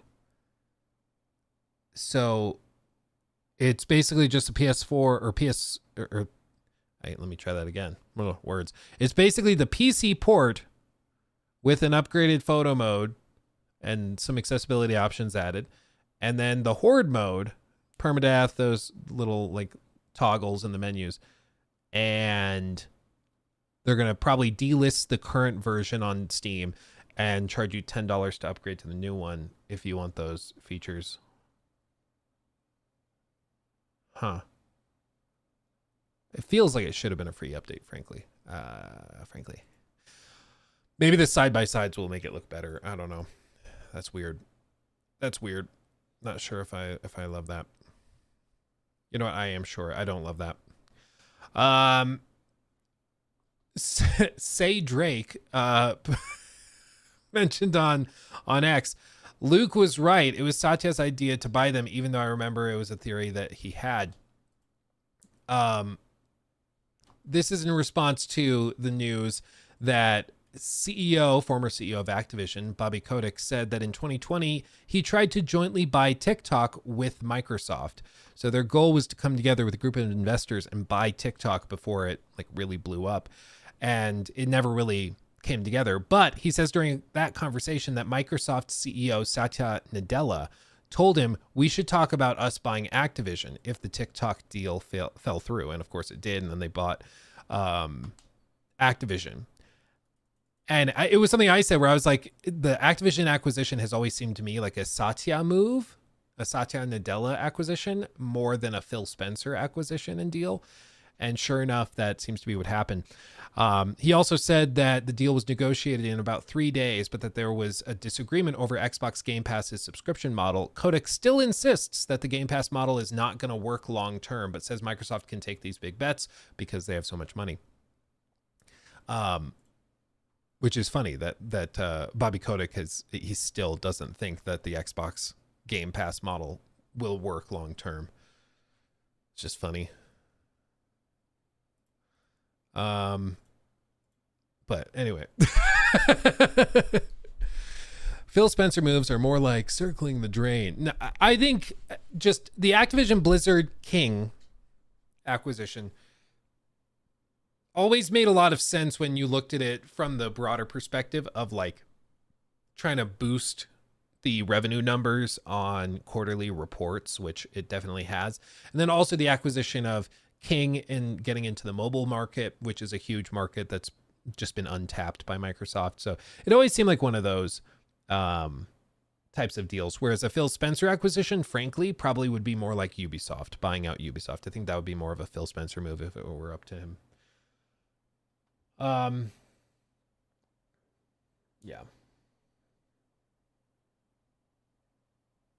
Anyway, so no one's talking about Borderlands. I mean, at least in my community, and this, like, I don't know, it's just not that exciting, man. Like, the footage looks like Borderlands, but like that's kind of it. I don't really know what else to say. I'm like, yep, there's guns. I know there's a lot of people that love Borderlands, but I'm just, for me, it looks like Borderlands. You know, and after the last couple that have been really cringy, I just don't know what else to say. Mind's Eye by Leslie Benzies, the game created by the legendary former Rockstar Games producers, launching this summer. This game looks awesome. I'm pretty sure the protagonist is acted, or at least given the same likeness as Lincoln Clay from Mafia 3, which is pretty cool too. Yeah, the actor who played him. Yeah, I mean, maybe it ends up being amazing, but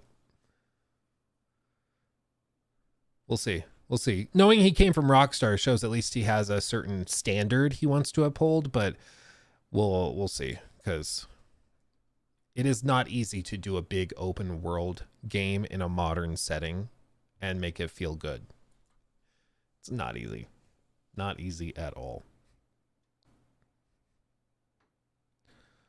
What else? Yeah, I mean, I just think it was kind of I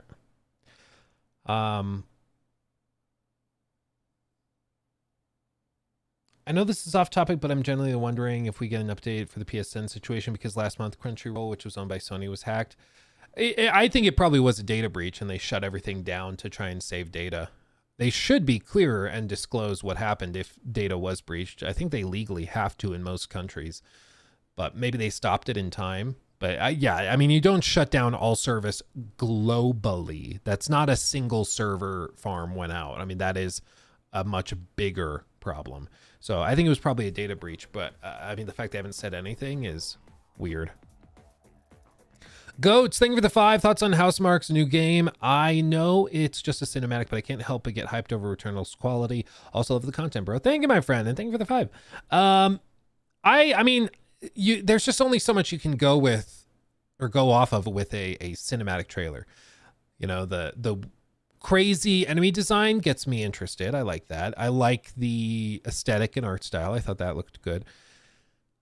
But I mean, we didn't get any gameplay, so I don't know. But knowing how good Returnal was and how tight all of the movements and everything were, that's really interesting.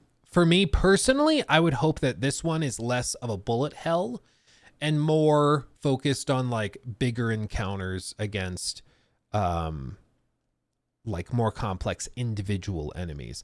But that's just me. I'm the same way, even in D&D, when I play D&D or run the D&D campaign for my friends, I just personally prefer one big baddie that you fight against versus 50 different ones. I just personally like that more. And I know that some people love the hordes. Some people like chopping through hundreds and hundreds. I personally like the individual fights. So I think it'd be cool to see a Housemarque game with like an individual focus on bigger bosses and enemies, as opposed to just bullet hell chaos, you know. And I know you can have big bosses that are also bullet hell, you know, like a lot of Returnal's bosses, of course. But if they focused more on movement and less on, I don't know how to phrase it. The bullet hell stuff gives me a migraine. So if they could shake it up and try something different, I'd be all in for that. Big Boss, you say? Yes, I did. Supermassive new game, your opinion? I mean, I do think they've made massive improvements to the facial animations based on what I saw. Crap, what was it called? Supermassive.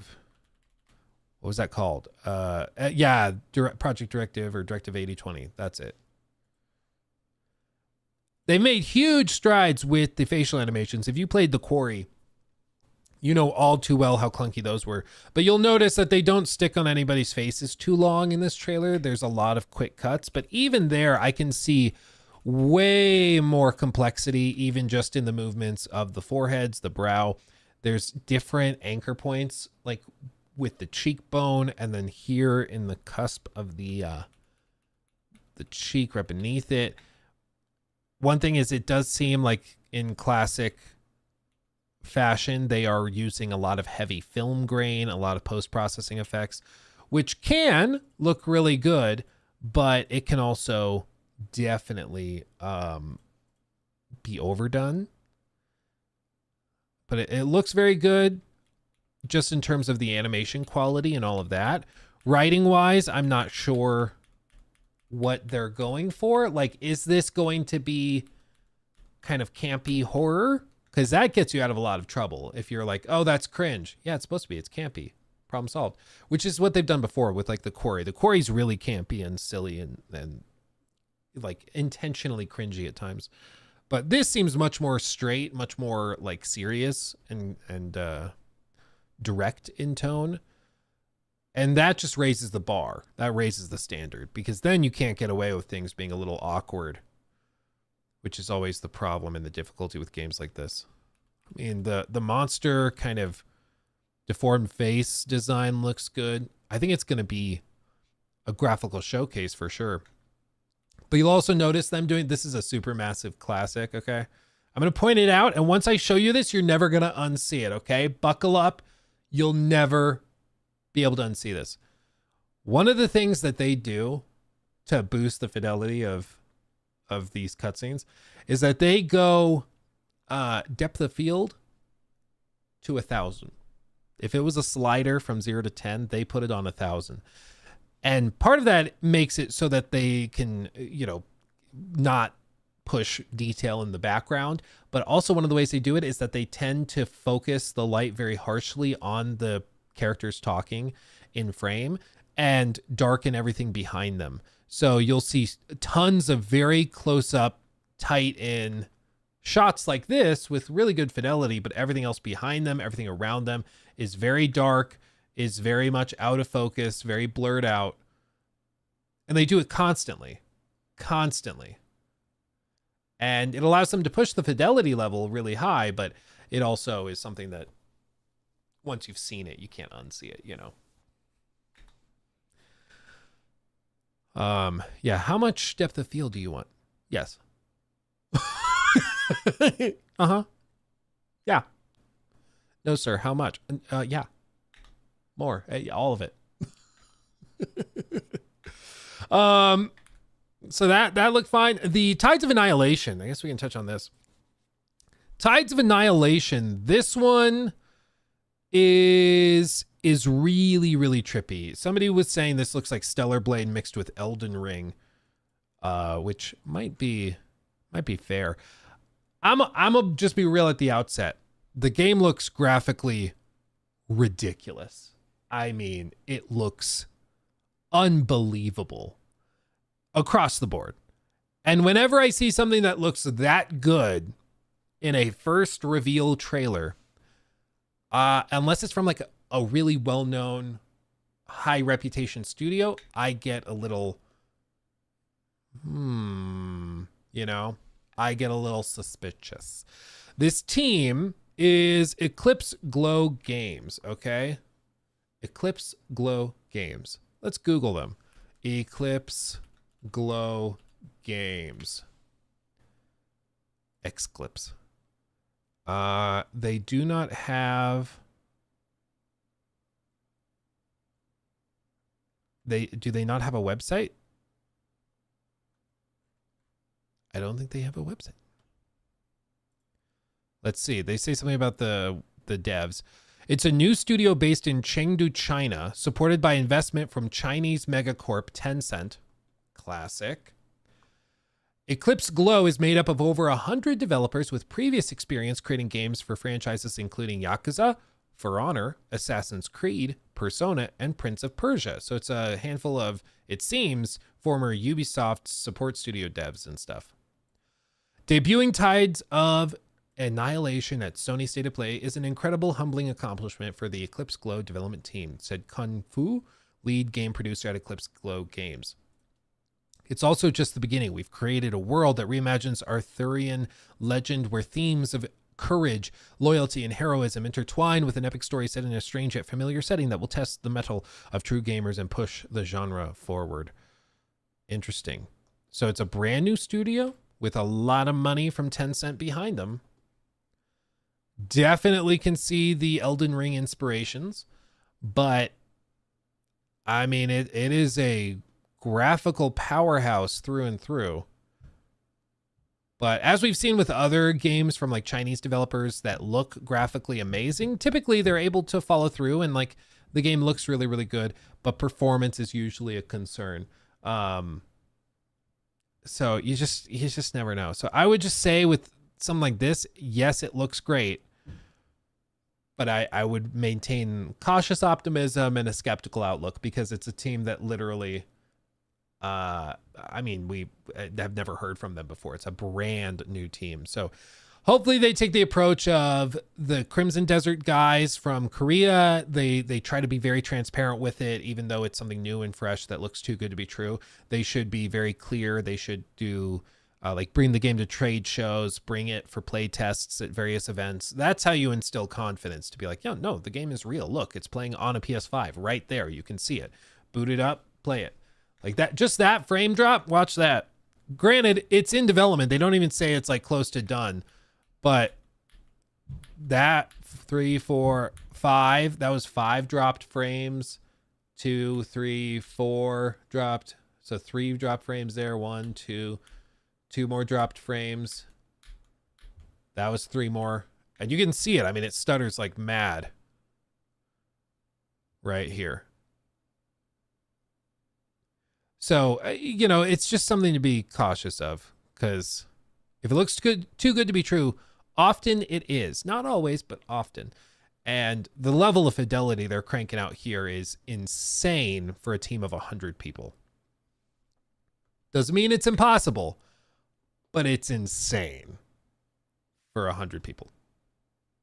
So I would just be cautious. Yeah, it's not exclusive. Yeah, it says it's coming to Xbox. This trailer is actually on Xbox. So it's on Xbox, PC, and PlayStation. Yeah, I don't think Tencent would want them to do exclusive stuff. And I don't think PlayStation would give them money for it. So like there are some promising little tidbits. There were some cool things in there, but you also got to remember that, do you remember the game Abandoned? That was shown at a PlayStation showcase. And that game was fake. So again, if it looks good, be excited about it, be interested in it, but don't lock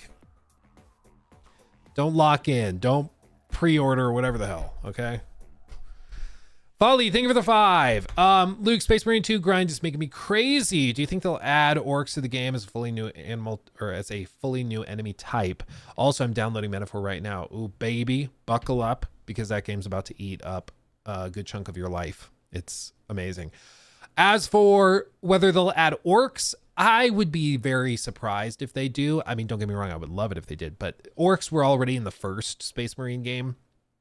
And they fight very, very differently than Tyranids. So I would just be very surprised if they did, frankly. I think it would be way more complicated to add them than you know, what they've done so far. So we'll see, but I'd be very surprised. Probably just save it for a sequel, because you better believe they got greenlit for a sequel after the success of the release. Yeah.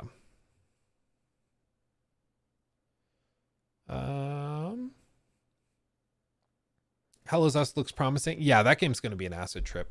That game's going to be a real acid trip. But anyway, so with all that said, the showcase really left us with not a whole lot to talk about. But there's that. So there you go. There you go. I kind of wished there'd be more. Yeah.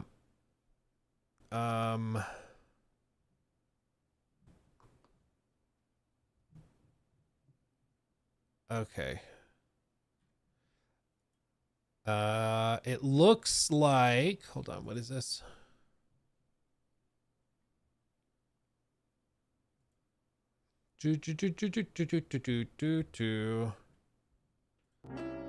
MP First is saying avowed review embargo confirmed for February 13th. So if reviews are coming tomorrow, be prepared. Be prepared. Be prepared. I'm sure there's going to be lots to talk about tomorrow. Ooh, baby. Ooh, baby.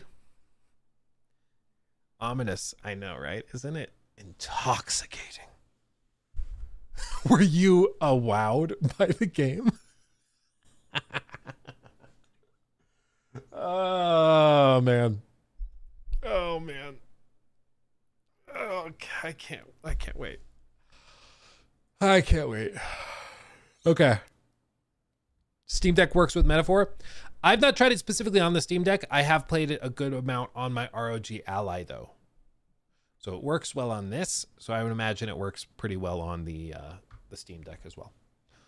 But okay, fam. I think we're gonna call it there. I have to pee, so I think we'll call it there. Solid enough stream. You know, we still had a chance to talk about a lot of stuff, just not much from the PlayStation showcase. There's not a whole lot there, but I'll be back. I think tomorrow we're gonna do the podcast with Jor. We'll go through all of this stuff, get his thoughts on it, and also talk to him about his trip to Japan and everything that he did there. So that'll be good. But until then, my friends, much love. Make sure to ring the bell on all the subscription things for the main channel, for this channel, so that you get notified when videos go up tomorrow, okay? Much love. I'll see you soon. Hugs and kisses. Bye-bye.